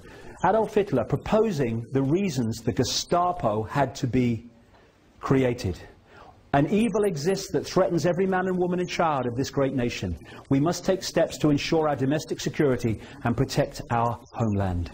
I think I've heard that somewhere before. Michael Chertoff, head of Homeland Security in America.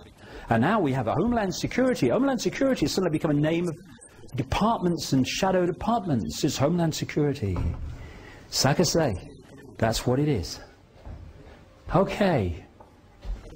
The Big Brother by-election. I do go on, and I probably will a bit longer now. Quite a bit longer yet, actually. There is... Now, you see, when you're going to control debate, and I want to say this, because, you know, I want to keep this within the bounds, not exaggerate and make bloody wild bloody claims that haven't been investigated. I'm not saying in this little bit that I'm going to talk about now with relation to this by-election that David Davis and Shami Chakrabarti, the head of Liberty, a bit like the Civil Liberties Union in America, I'm not saying they are in full awareness of what I'm going to talk about now.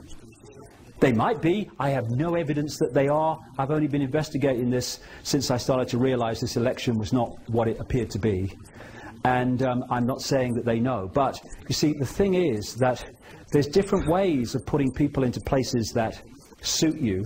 If you've got someone of a certain mentality and you put them in a certain place, then you don't have to manipulate them, because that mentality is going to play that out the way you want it anyway. They haven't got a clue that actually they're being manipulated. But I don't know. It may be one way, it may be another. But what you get from these two, who have become the twin pillars of anti-Big Brother within the establishment, if you pick up any newspaper or turn on any television news bulletin now that involves a Big Brother type story, they will quote this lady, or because of this election, they will quote David Davis, who's now become the Mr. Anti-Big Brother.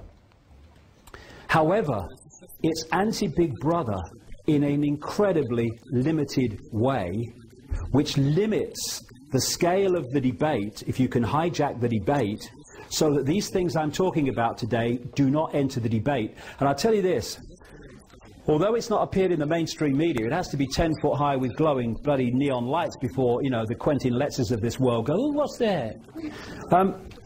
But outside the public arena and getting very close to it, there is I really can't exaggerate this too much, a massive awakening going on all over the world of people among the general population who are starting to see this stuff and become aware of it. And if you are behind it, what you want to do is to hijack that debate about this Orwellian transformation from those with the bigger picture. You want to pull it into those that are talking only about the little picture, because in doing so, you limit the debate and you hold the walls on this stuff that we really need to know about. And the more I look at this election, the more I see that all over the place. One of the people that's been up to this constituency to support David Davis in his campaign against Big Brother is a Tory MP called Ed Vaizey. Ed Vaizey is a original, at the foundation, signatory on the statement of principles of an organisation called the Henry Jackson Society. Henry Scoop Jackson, as he was called, was an American Democratic senator who had a view of the world that mirrored that of the neocons in the Bush administration that I've been talking about. People think that because they control the Republican administration now in America, they must have been spawned by the Republican Party. No, no. Many of them, including Pearl and these people, were aides to the Democrat Henry Jackson before they jumped ship to the Reagan-Bush administration in the 80s and then got the power to take over this Bush administration. So Henry Jackson represents everything the neocons stand for, which is, as the Henry Jackson Society talks about, if necessary, taking military action to impose democracy on countries that they say are undemocratic, and for what that means, see the invasion of Iraq. Ed Vaizey, like I say, was an original signatory. And he is a neocon, as they call it, a neoconservative. Now, what is a neoconservative connected to the Henry Jackson Society, which, as we'll see in a second, fundamentally connects into the Project for the New American Century in America and the American Enterprise Institute, which is the sister organization. What is he doing suddenly opposing Big Brother when his network has created the problem which is justifying Big Brother? These are the international patrons of the Henry Jackson Society. Richard Pearl, Douglas Feith, Crystal, William Crystal, Robert Kagan. Crystal and Kagan were the co-founders of the Project for the New American Century that produced that document which has played out ever since in death and slaughter and conquest, which has justified the introduction of the Big Brother state. They are involved fundamentally with the Henry Jackson Society, and Ed Vasey comes up to support David Davis against Big Brother. I think there's more to know here. Also in the Henry Jackson Society, James Woolsey, Project for the New American Century, Director of the CIA. Sir Richard Dearlove, head of MI6 across the period of the invasion of Afghanistan and Iraq. And this guy, Erwin Stelzer, head of the Rothschild Bank at one time, scholar at the American Enterprise Institute, and now with another neocon offshoot called the Hudson Institute. And David Davis has been paid by both the Hudson Institute and the American Enterprise Institute to speak at their events.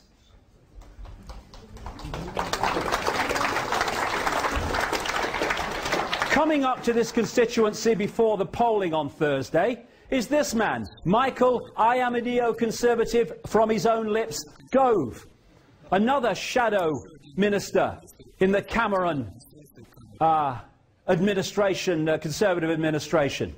He was also an original signatory to the statement of what the Henry Jackson Society stands for, statement of principles as they call it. And he's coming up, like Vasey, from the same organization, to challenge Big Brother for David Davis.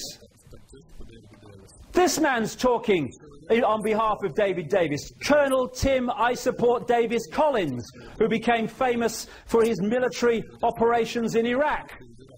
Guess what Colonel Tim I Support David Davis Collins put his name to? He was an original signatory to the Statement of Principles of the Henry Jackson Society, which connects into the Project for the New American Century and the American Enterprise Institute in America that orchestrated the invasion of Iraq and the war on terror, which is being used to justify the Big Brother state.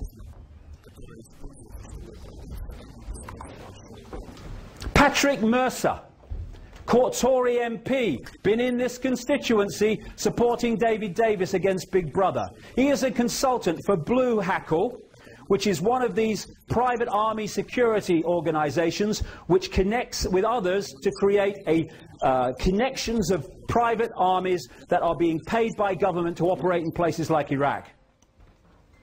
He's went on a fact-finding mission to Iraq, paid for by an organization called HEART, that produces and uses the very Big Brother technology that David Davis is saying we've got to stop. He was paid, this is this guy, he was paid with his expenses and his flights and his hotels and everything to go on a fact-finding trip to Pakistan and Afghanistan by this security organization called the Saladin Group. And this is from Saladin's website. This is what they do, just part of it. Saladin can provide surveillance services to organizations and individuals in order to gain evidence during an investigation.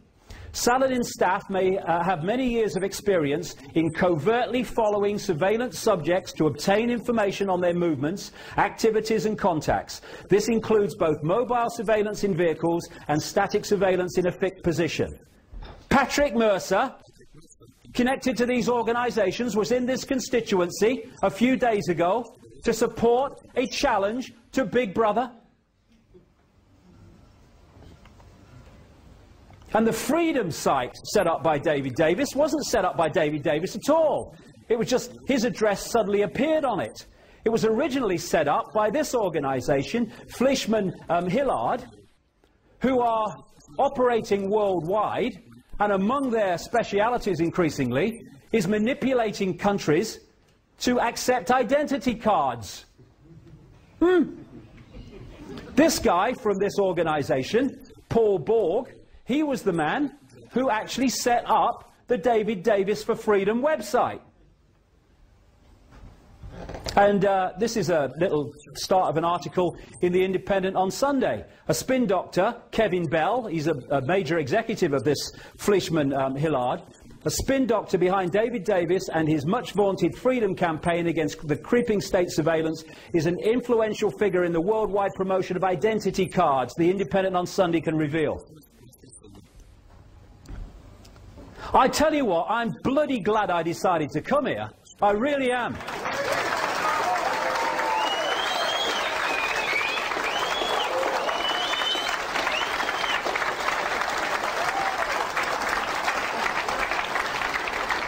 And so what we have is now a twin point of everything to do with Big Brother in terms of opposition between David Davis and Shami Chakrabarti. Shami Chakrabarti was a Home Office barrister from 1996 until September the 10th, 2001, the day before 9/11, when she became head of Liberty. She's an alumna of the British America Project, described as a junior Bilderberg, which was created to promote British-American relations and is sponsored by Monsanto and a stream of American corporations.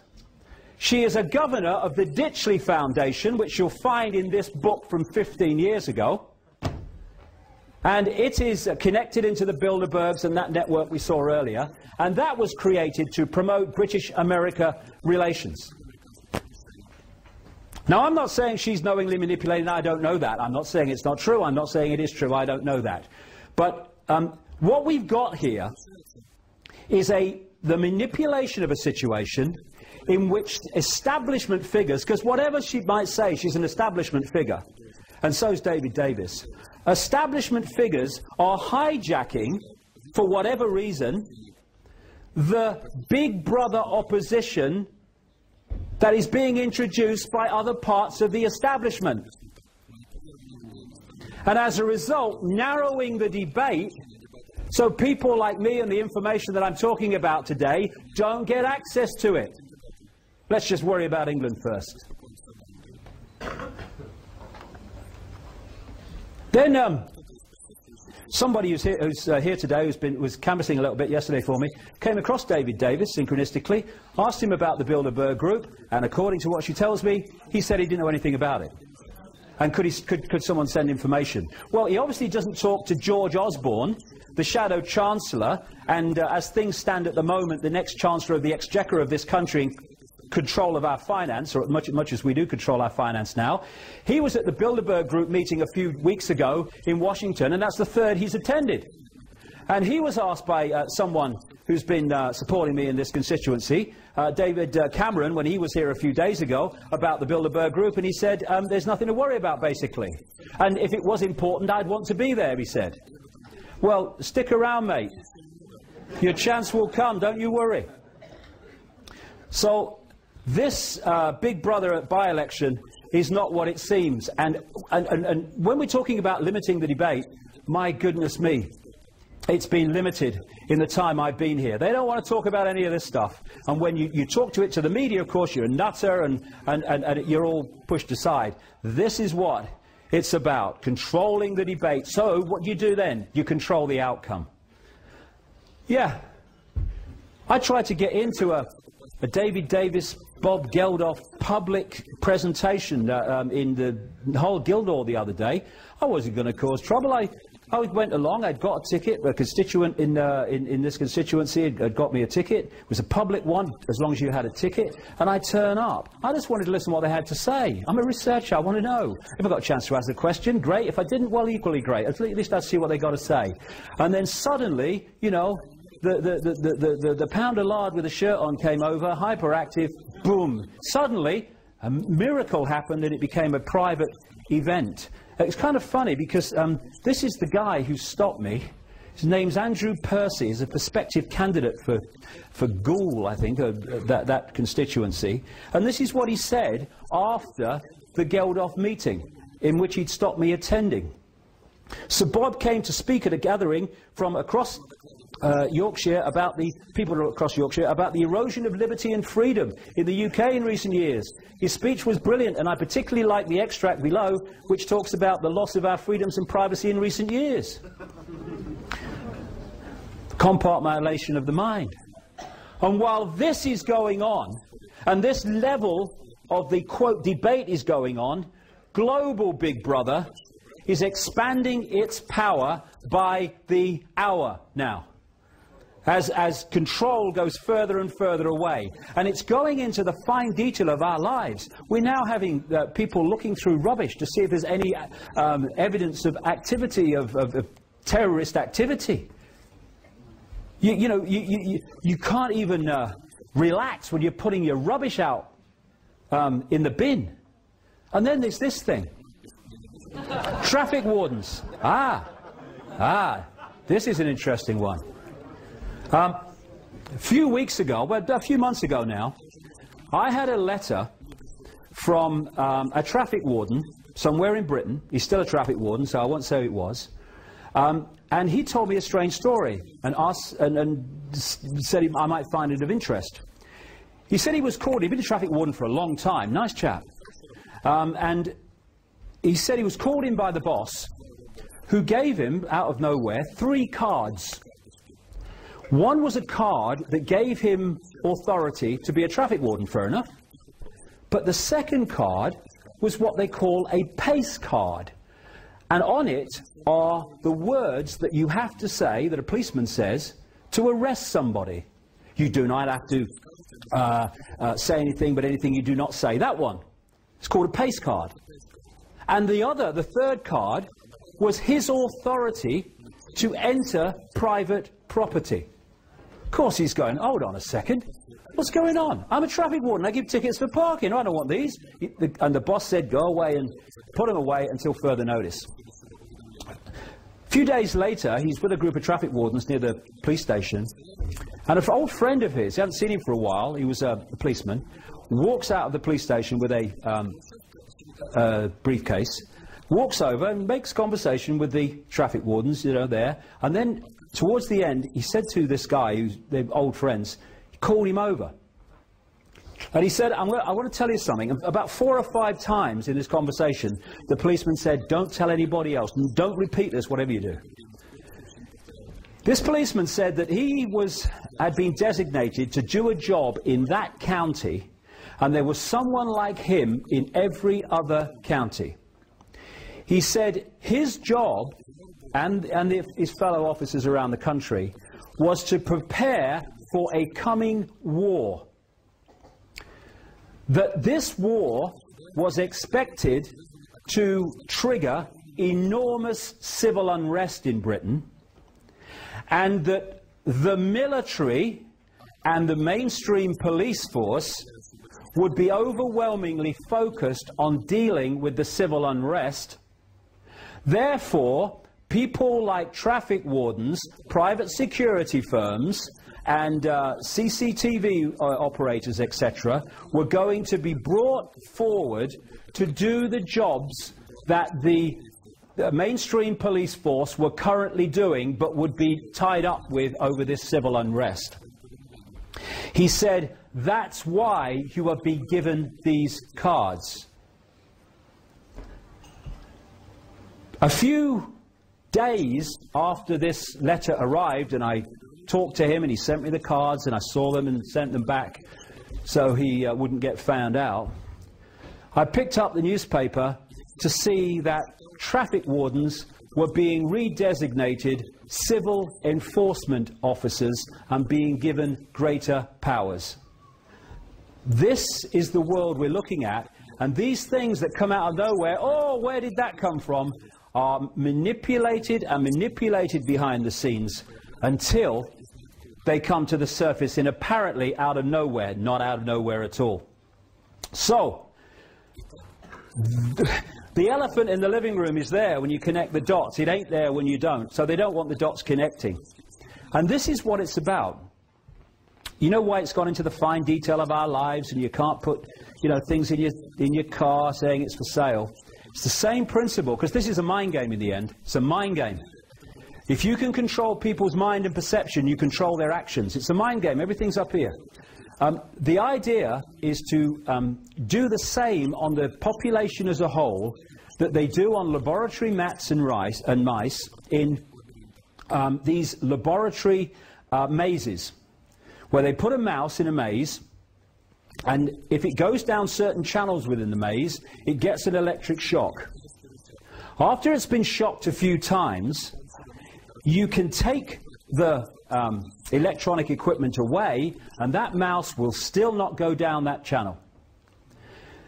What you've done is programmed the mouse into acquiescence to do what you want them to do, to become subservient to what you want the mouse to do. Now, what is happening now is in all these areas of our lives, right down to the finest detail now, as I say, we are being shocked in various ways no matter what we do. Traffic cameras, surveillance cameras, cards in windows, rubbish bin out on the wrong day, fine. Huh? What it's doing is creating a situation in the collective mind where I guess you could describe it as anything for a quiet life. Subservience. And the tasers with the police are fundamentally connected to the same thing. I know you're talking rubbish, officer. I know you're wrong. I know it's outrageous, but if I do anything to resist that, you're going to use that thing on me. I'll go quietly. We're laboratory rats or mice in a maze. And what we need to do is take the shocks and still go anyway. I've been...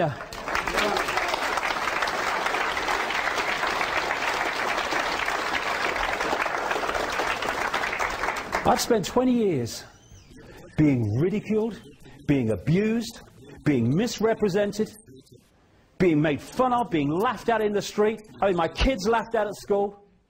I'm still fricking here.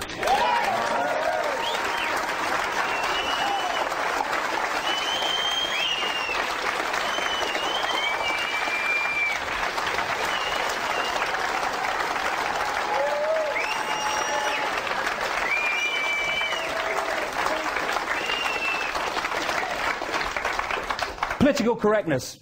In Orwell's 1984 book, he had a thing called Newspeak. You know, and he said, you know, when you, at this level of reality, there are many other levels of reality, we won't go there today, though I do, but at this level of reality, we think in words.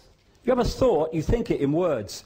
When you reduce the language available through political correctness, and now this you are speak in text language and stuff, you are, as time passes, what we call time anyway, you are suppressing the amount of words to describe your own thoughts, never mind your own views. This is what political correctness is about, and also playing minorities off against each other. And the left in politics has been played like a violin. I'm from the left, there's me art right there. And here's me sodding brain here.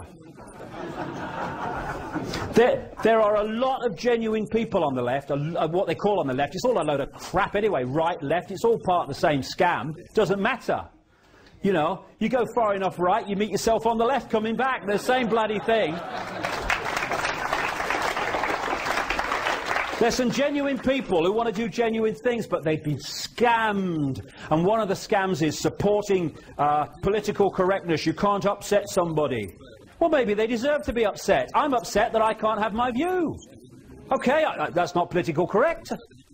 You know, I've got a hand that's completely knackered through arthritis, right? The only thing I can do with my hands is type with those fingers, very little else, right? It's crippled. My hand is crippled. You want to tell me my hand is crippled? I don't have a problem with that. You know why? It's bloody crippled. But no, I'm digitally challenged.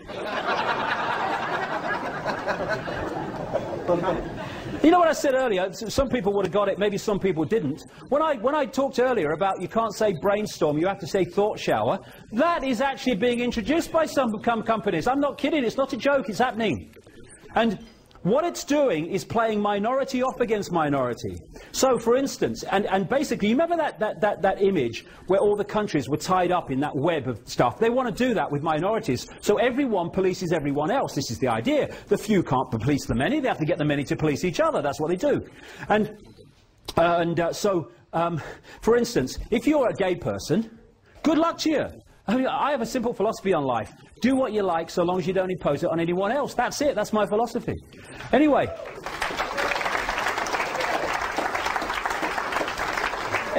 What a gay person can say, that's not politically correct, I'm taking you to a human rights tribunal for saying this about me, but then he can't say something about a black person, or he can't say something about a Jewish person, or he can't say something about an Islamic person, and the black person can't say something about an Islamic person, and so it goes on, where everyone is policing everyone else. In Canada, they've got a massive human rights scam going on, and one of them is a gay organisation took these people on, the Human Rights Commission, over political correctness, and now a woman is taking the gay people to the same Human Rights Commission, or a Human Rights Commission, because they won't let women into their gay club. You know, I mean, this is how it works, right? This is what I'm talking about. It's nothing to do with freedom, it's to do with control. And by the way, you know that guy, Sir Trevor Phillips, is it? No, not Sir Trevor Phillips. It's Trevor Phillips, CBE or MBE or something, right? He's head of the Human Rights and Racial Discrimination organisation that the government runs, right? Well, I wrote to him because I came across this thing, and it said, if you have any evidence of racial discrimination, right, write to the Racial Equality Commission. It's called something else now. Bigger chair, more money, same thing. And if you want to report evidence or cases of racial discrimination, and we'll investigate, right? So I write to him, and I say two things. First of all, I'm reporting the British royal family as the most racist institution on the planet, because not only do you have to be white, in effect, you have to come from one bloodline, and you have to follow, at least officially, one religion. I want this investigated. And I said to Trevor Phillips, oh, by the way, why are you, as head of Against Racial Equality, why did you accept an honour from the Queen? It was an MBE or CBE or something, from the most racist institution in the world. And I got this bullshit letter back from a lawyer, completely avoiding the whole question, because, of course, they had nowhere to go. And the bottom line was, we don't choose to investigate this. Thank you very much. I love this one. That's a politically correct sign. It's perfect. There you go. And I look at the bottom, if you can't read it at the back, at the bottom in small letters it says, also, the bridge is out ahead. That's where we're going. Now, I've got to get this one. Now, you know, the theme of money. What's that got to do with Big Brother? What's that got to do with Big Brother? It's nothing to do with Big Brother. You know, there's no surveillance cameras on the pound. I mean, what's going on? David Davidson talked about it. This is one of the greatest aspects of Big Brother. Let's just analyse what is Big Brother. It's control by the very few of the rest. Now, what's the greatest form of control on this planet? Money. And you ask the question. People don't ask these questions. I've asked economists this question. They can't answer me. What is money and who creates it? No. First of all, there is no money in anything physical worth anything. Money is only what we are programmed to believe it's worth. Money is figures on a screen. That's it. When you go into a bank and you ask for a loan, mortgage or something, say £50,000, much more these days, £50,000, what does the bank then do? It types into your account £50,000. That's it. It doesn't print any money, it doesn't mint any coins, it doesn't move any precious metal a single sodding inch. It just types into your account £50,000. From that moment, you are paying interest on £50,000 that has never, does not, and will never exist. And to get that non-existent £50,000, you have to sign over wealth that does exist. Your house, your car, your business, your land. And if you don't pay back through circumstances none of your creation, not just the principal, but the interest on the loan, then they get your land and wealth that does exist and your house because you've not paid back money that doesn't exist.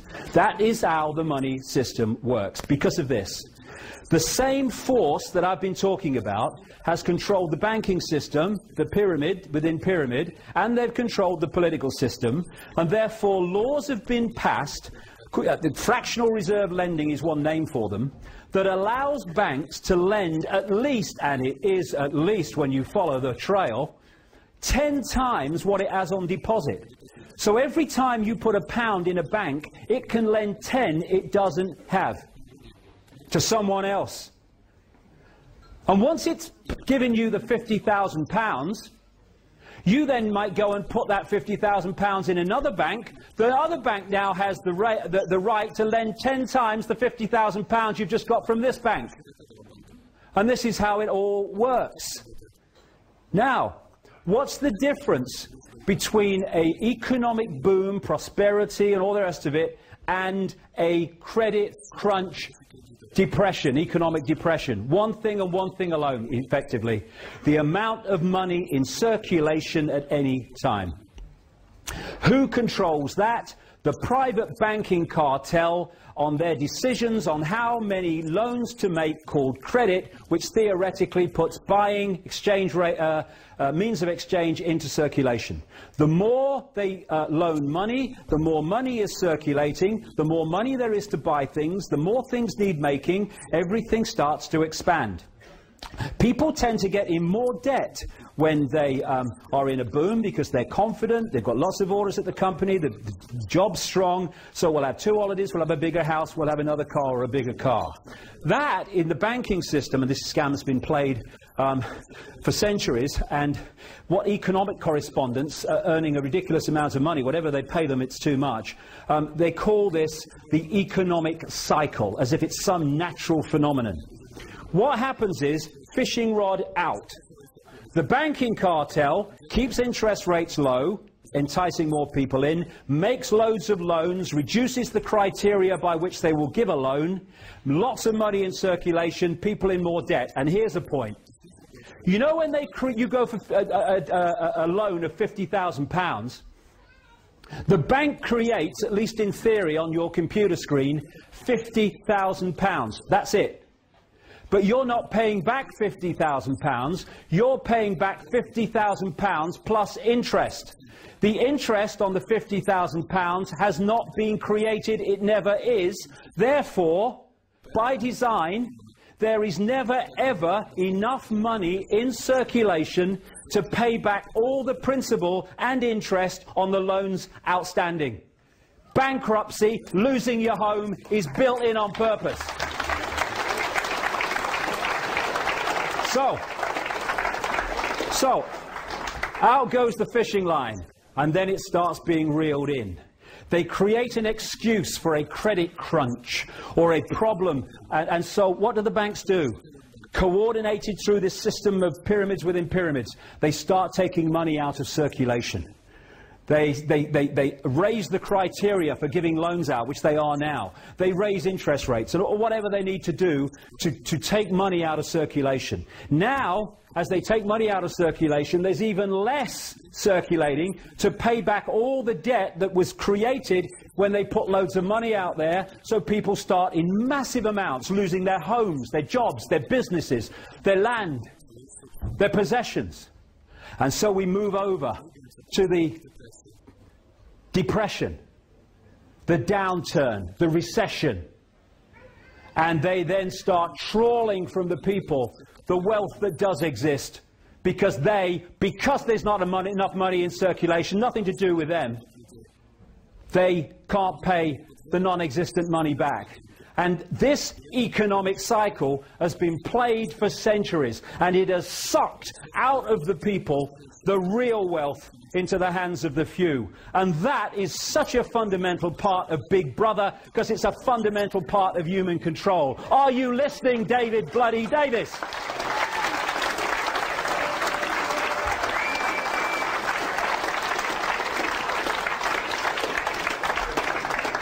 I'm sorry if I'm going on, but you've come so far. I want to give you everything I can today, because all these things connect and we need to know about them.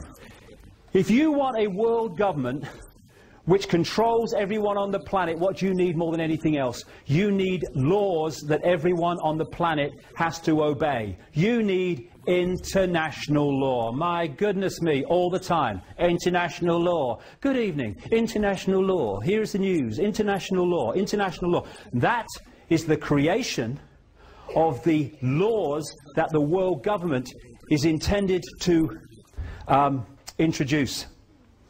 Because international law will be how that controls the lives of everyone. And if you go against international law, that's why the World Army is there to intervene. International law. International law. Global warming. The carbon con. This is a cracker. This is a cracker. You won't hear David Davis and Shami Chakramarty talk about this. In fact, you'll hear them talk about the opposite. I talked earlier about this network, and one of that network is called the Club of Rome, set up in 1968. People like Henry Kissinger, by the way, Henry Kissinger, massively part of this over the decades. He's involved in all of them. And he's involved in the Club of Rome, and it connects into the Rockefellers and all the people I've been talking about. And its job has been to manipulate the environmental movement. In 1991, its founder, the founder of the Club of Rome, Pecci, was quoted as saying in a Club of Rome document, as saying that when they were looking at how to, in effect, do this manipulation, he said, in searching for a new enemy to unite us, we came up with the idea that pollution, the threat of global warming, water shortages, famine and the like would fit the bill. Here's another member of the Club of Rome.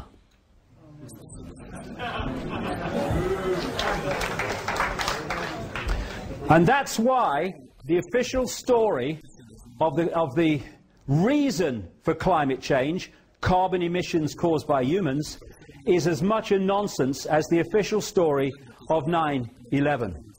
It is a problem, and the solution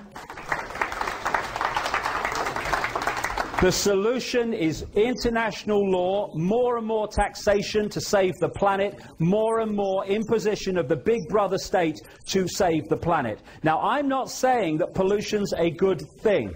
Not saying that. But if we're going to get streetwise, we need to understand that it's not causing climate change. Well, I mean, you know, having researched this for nearly 20 years, there's a little thing you start to learn about this guy, Al Gore. If he's involved, it's a scam. End of story, by the way. End of story, by the way. It's a scam. And of course, for his Inconvenient Truth documentary, let's just redesignate what documentary means on that criteria. He was given the Nobel Peace Prize and the Oscar. Why? Because this network controls that. They don't control every Oscar and all the rest of it, but if they need someone to get one, they can make sure they get one. Same with the Nobel Peace Prize. Kissinger won the Nobel Peace Prize. Bloody war criminal. They're giving it to Blair next. Yeah, Blair. So, what we've got as a result of all this manipulation, Al Gore, is, you know if it's a scam as well, because Madonna's on the stage singing about it, right? This is the Global Warming Survival Handbook, going with the Live Earth concerts, orchestrated by Al Gore. David de Rothschild wrote that. Very good. I'm sure they care about the planet, as they're lending us money that doesn't exist and trawling the wealth as a result of us not paying it. Now, there's a thing they say about computers. Crap in, crap out, right? If you put garbage into a computer, you get garbage out. That's how the computer models came up with global warming. International law is where it's leading, and this is the cause of global warming. Stands back in amazement. You mean the sun has an effect on Earth temperature? Are you kidding? What happens is the sun goes in cycles. It generates what are called sunspots, which are massive explosions of energy powered out into the solar system, which comes to the Earth eventually as solar radiation. Some of these explosions, called sunspots, are as big as the Earth and even as big as Jupiter. When it is exploding energy, the temperature goes up. This is what these sunspots are. You can see them here. I think they might have a bearing on temperature. I think so. This is the recent sunspot cycle coming round, all the rest of it. And of course, there are cycles where you have a sunspot cycle going round at this level of temperature, and then you have a cycle going round at this level of temperature. So that as the cycles go round, it's hotter or cooler in the different cycles as we pass through what we call time. Now, other planets in the solar system have been warming up. I don't know whether you've seen them factories on Mars. Them bloody Martians and them 4x4s, you know, it's bloody outrageous. Now, what is the common denominator of these other planets and the Earth? Can't work it out. Must be the sun. Now, this is the great one. The temperature's higher than it's ever been since records began. When did they begin? 1862? That's 5 minutes ago in weather cycles. What are you talking about? Back about 800 years ago, they had the medieval warm period. This is mainstream science. This is not me coming up with alternative stuff. The medieval warm period, the temperature was higher than it is now. Okay? What caused the temperature to be higher in the medieval warm period than it is now? Could it have been turbocharged handcarts? What do you reckon? Could be. Flatulent horses, maybe. I can just see a medieval weather forecaster arriving in the village. Dobbin's got the wind, I think we're in for hot summer.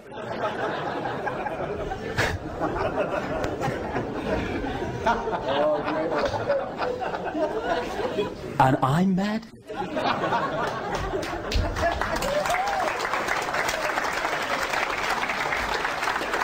After the medieval warm period, and of course, if they took back the temperatures to then global warming looks very different now. But what they do is they take it back to a period called the Little Ice Age, when the temperature dropped to the point where the Thames froze over, and they used to have ice fairs on the Thames. You can still see depictions of it in Christmas cards and stuff. It just so happens that during the medieval warm period, there was a period of increased solar radiation, and during the Little Ice Age, there was a decrease in solar radiation. So, if you follow the red, which is the Earth temperature, and the green is sunspot activity, I think there might be some connection there myself. Let's come forward. Again, the green is sunspot activity, the red is Earth temperature. Up to 1940, it was rising as we came out of the Little Ice Age. After the war, this period included, when there was a massive increase in industrialization, and therefore carbon emissions, temperatures fell from 1940 to 1975 to such an extent that the BBC were running documentaries about the dangers of the coming Ice Age. From 75, it started to climb as sunspot activity climbed. This is a scientist, I saw his presentation a few weeks ago, called Peter Taylor. Now this man is no, oh, the oil companies are paying him scientist. He's a former advisor on pollution and energy policy to national governments, the EU and the UN, and he was a lead advocate for Greenpeace. He was the man who broke the story through a Yorkshire television documentary years ago, when Yorkshire television did some really good documentaries, about the cancer clusters around what was called Windscale, now Sellafield, and the connection between the two. This is what Peter Taylor, an Greenpeace advocate at one time, says about global warming. Behind the scenes, there is major disagreement among scientists. I know that.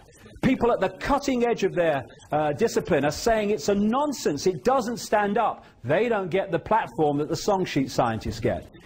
Parallel to carbon dioxide rising, the solar field has increased by over 200% since 1900, and this is not factored into computer models. Global temperature is not rising as predicted. In fact, it fell by a whopping 0.6 degrees over the last 12 months, as much as it had gained in the previous 50 years.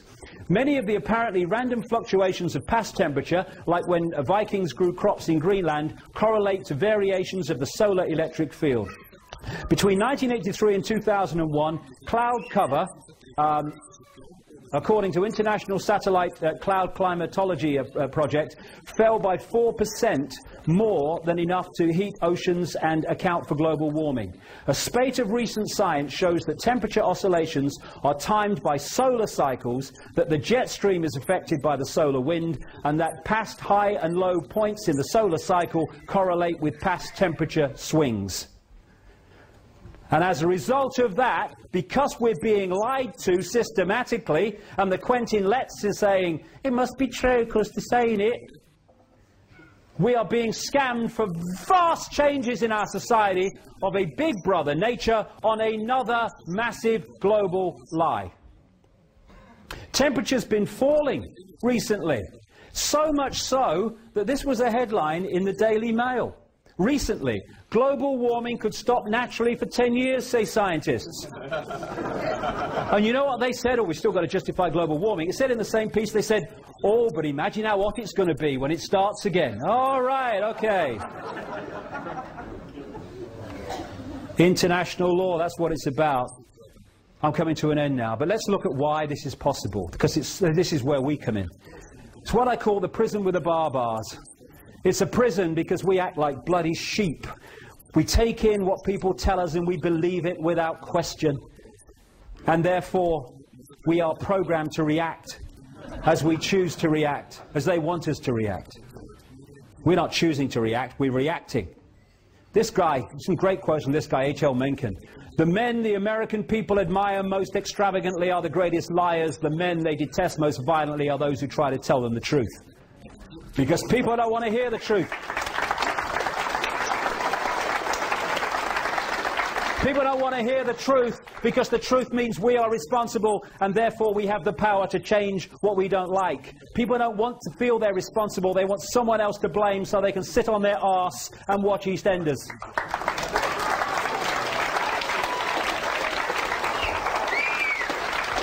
This is Oscar Wilde, wonderful quote from Oscar Wilde. Most people are other people. Their thoughts are someone else's opinions, their lives are mimicry, their passions are quotation. In short, we are a world of repeaters, where people just repeat what someone else has said as if it's the truth without even checking it out. And no one should accept what I say here today without checking it out themselves, as they can. We have teacher repeaters. What do teachers do? They go through an education system that tells them what to think. If they repeat back on exam papers what the system has told them to believe, they progress and become teachers. They go to teacher training college. They learn more and they pass exams at teacher training college and they get told how to teach and what to teach. And then they go into schools and they tell the children of the next generation what the previous generation told them. And so it goes on. Repeaters. We call it education. We have doctor repeaters, repeating what the drug reps are telling them we should pop us down our throats because it's good for profits. I went to...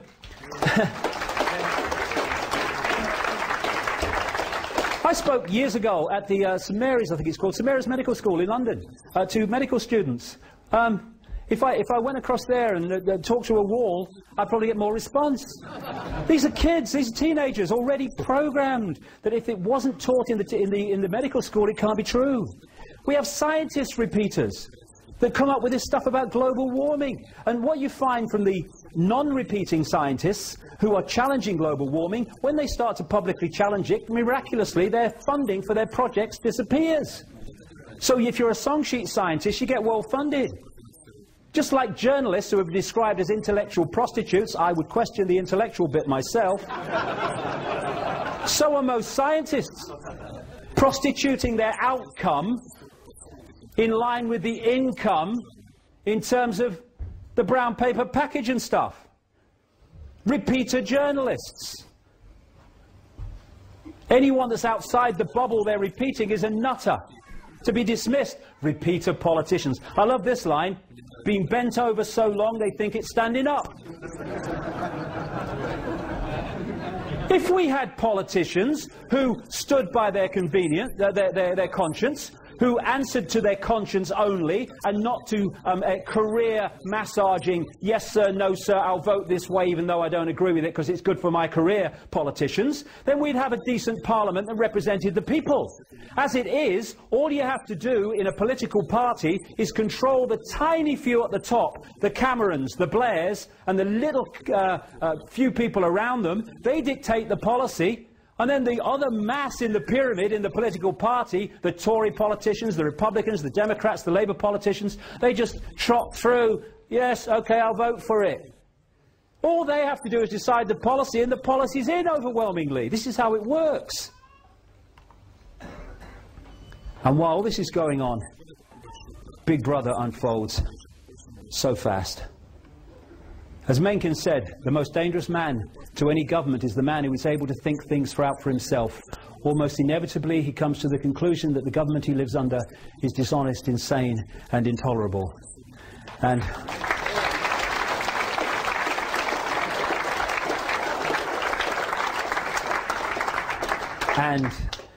it is to stop that awakening that limiting the debate on Big Brother is all about. Secret Agenda, the movie. Puppet people. Follow the White Rabbit. War is peace. Get a brain, Morans.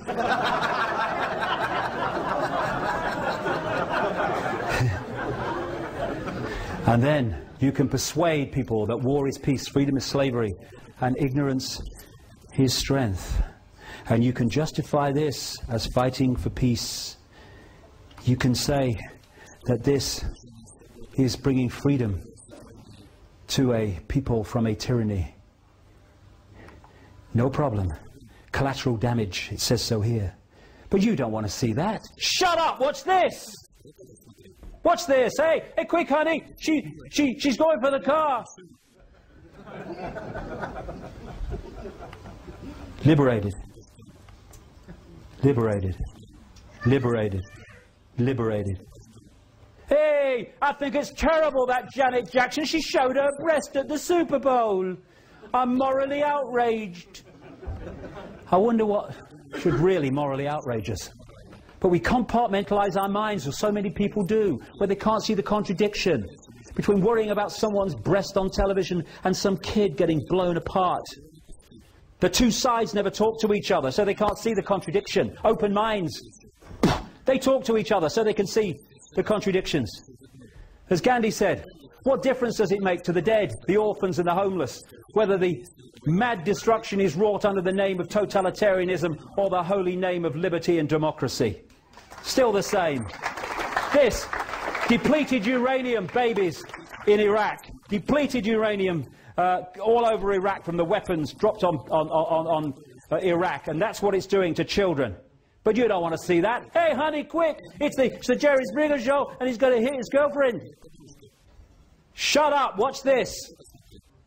Go about your business. Everything's fine. It's a mad world. Yes, it is. They want to turn us into robots, and they're doing so. And if anyone thinks that it's not possible, well, it is possible. It's been done before. They just want to do it on a mass scale. This is China today. Look at that. They are human beings. They could be free spirits. They could be all consciousness expressing itself in this reality. And look at them.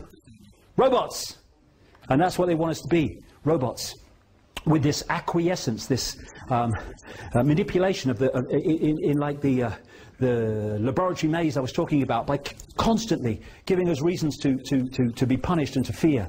And then, I'm coming to an end now, but again, this is part of Big Brother. This is really part of Big Brother. The human body is an electrochemical organism, And if you destabilize it electrically or chemically, you stop that organism working to full capacity. And part of that capacity is emotional and mental sharpness and balance and equilibrium. So the more you pour chemical and electromagnetic, electrical pollution and disruptions into the electrochemical organism, the more you stop that manifesting its true potential for sharp thought and balanced emotion. When you look at the graphs for the increase in the crap they put into food, chemical concoctions and cocktails, overwhelmingly, though certainly not always, aimed at children. And then you look at the graph of the increase in so-called childhood behavior problems, they go up like they're connected by a magnet. There is a war on our children because they're the generation they overwhelmingly have to suppress.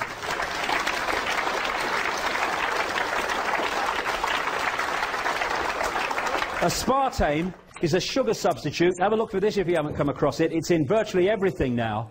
And aspartame is a excitotoxin, they call it. It excites brain cells and destroys them. It stops the brain working efficiently. They sent letters out to naval pilots in America a few years ago, telling them not to drink soft drinks with aspartame in before they fly because it affects their brain's ability to think. And sharp. And who brought aspartame into existence? Donald Rumsfeld. He was head of Searle Pharmaceuticals. They couldn't get aspartame through the Food and Drug Administration checks in America to become part of, the food that we eat and drink. And so they appointed him because he was close friends with the Reagan-Bush administration, and the Reagan-Bush administration changed the head of the Food and Drug Administration when he came in, and suddenly the checks were forgotten and aspartame came out. He then sold out to Monsanto at a vast profit, and Monsanto now control aspartame as they control GM food. Fluoride in the water is an excitotoxin. It excites brain cells, destroys them, and it suppresses thought. The first known time that fluoride was put into water supplies was in the Nazi concentration camps to keep the people docile. Genetically modified food is designed to genetically modify us. Vaccines, 25 vaccinations before the age of 2, with a growing, still developing immune system. All the stuff they give us. Electromagnetic soup. The rabbit hole is seriously deep. And this is so appropriate. This was said by a pastor after the Second World War, talking about Nazi Germany. He said, first they came for the Jews, and I did not speak out because I was not a Jew. Then they came for the communists, and I did not speak out because I was not a communist. Then they came for the trade unionists, and I did not speak out because I was not a trade unionist.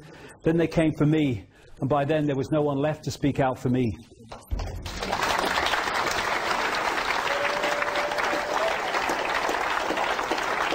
And what they're doing is picking off different sections of society, and the other sections are saying, well, it doesn't affect me, not my problem.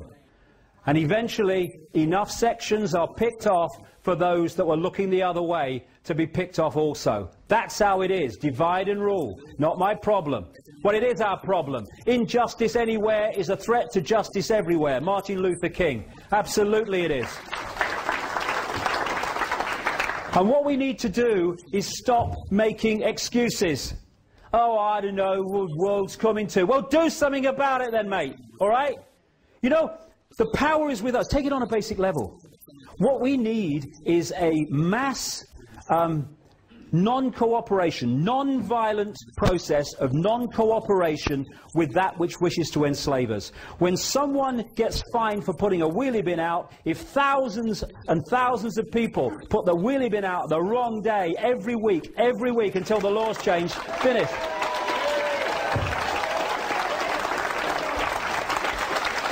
Injustice anywhere is injustice everywhere, potentially, because next time it's going to be us. And it's a house of cards, this. It's held together. The power that is used to enslave us is the power we give to the enslavers every day. They don't have power. They have our power. We give it to them. It's time to take it back.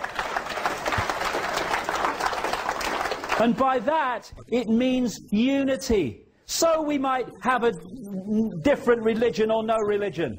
So we might be a Jew or a Muslim or a Christian, or might be black or white or sky blue, bloody pink.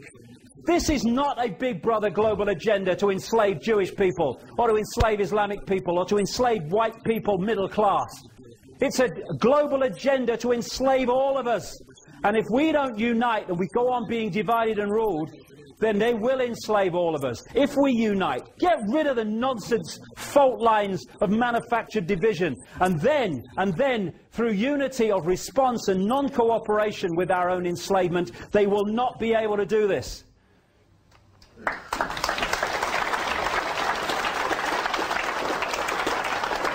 The key is to free our minds. We see the world like this. We need to see the, oh God, look at it. Free our minds. Einstein said, you cannot solve problems with the same level of consciousness that created them. And that's what we do. We have a political consciousness which comes in under a Labour name or a Republican name, and then they're replaced by the same political consciousness called Conservatives or Democrats. And nothing changes because the same level of consciousness that created the problem has come in to carry on creating the problems. We've got to go to another level of consciousness beyond this nonsense, beyond this playpen. As Gandhi said, you must be the change you want to see in the world. We are the world. What else has created the world that we are looking at? We have, or we've allowed it to be created on our in our name. There is no path to peace. Peace is the path.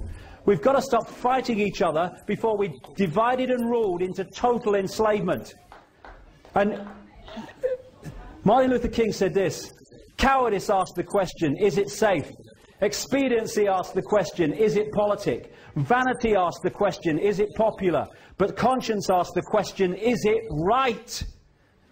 And there comes a time when one must take a position that is neither safe nor politic nor popular, but one must take it because it is right.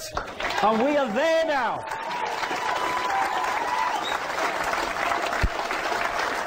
You know, when someone said to me, what would change the world quicker than anyone else? I would say this, anything else, it would change overnight if we did this, because everything would come from it. If we stopped making decisions about our actions based on what is right for us in the moment and started doing what we knew to be right by conscience and justice, this world would transform. This world has been created as we experience it by billions of people deciding every day, what do I do in the interests of me?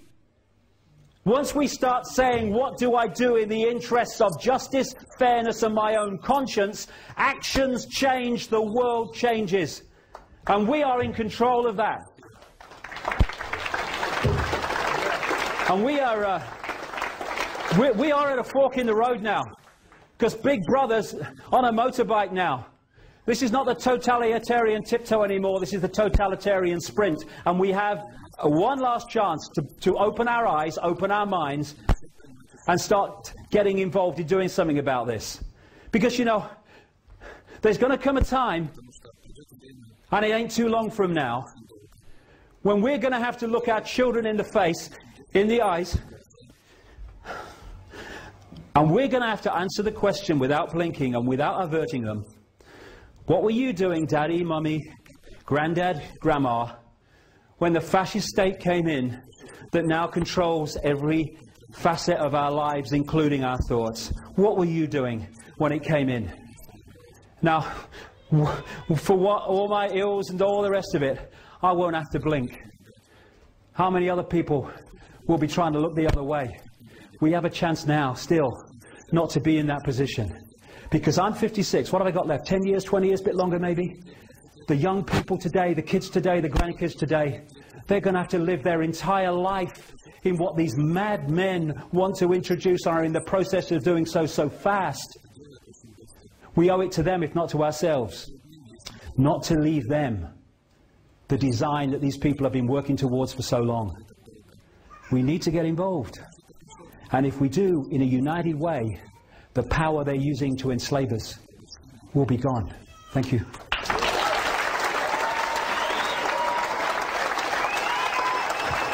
Thank you very much.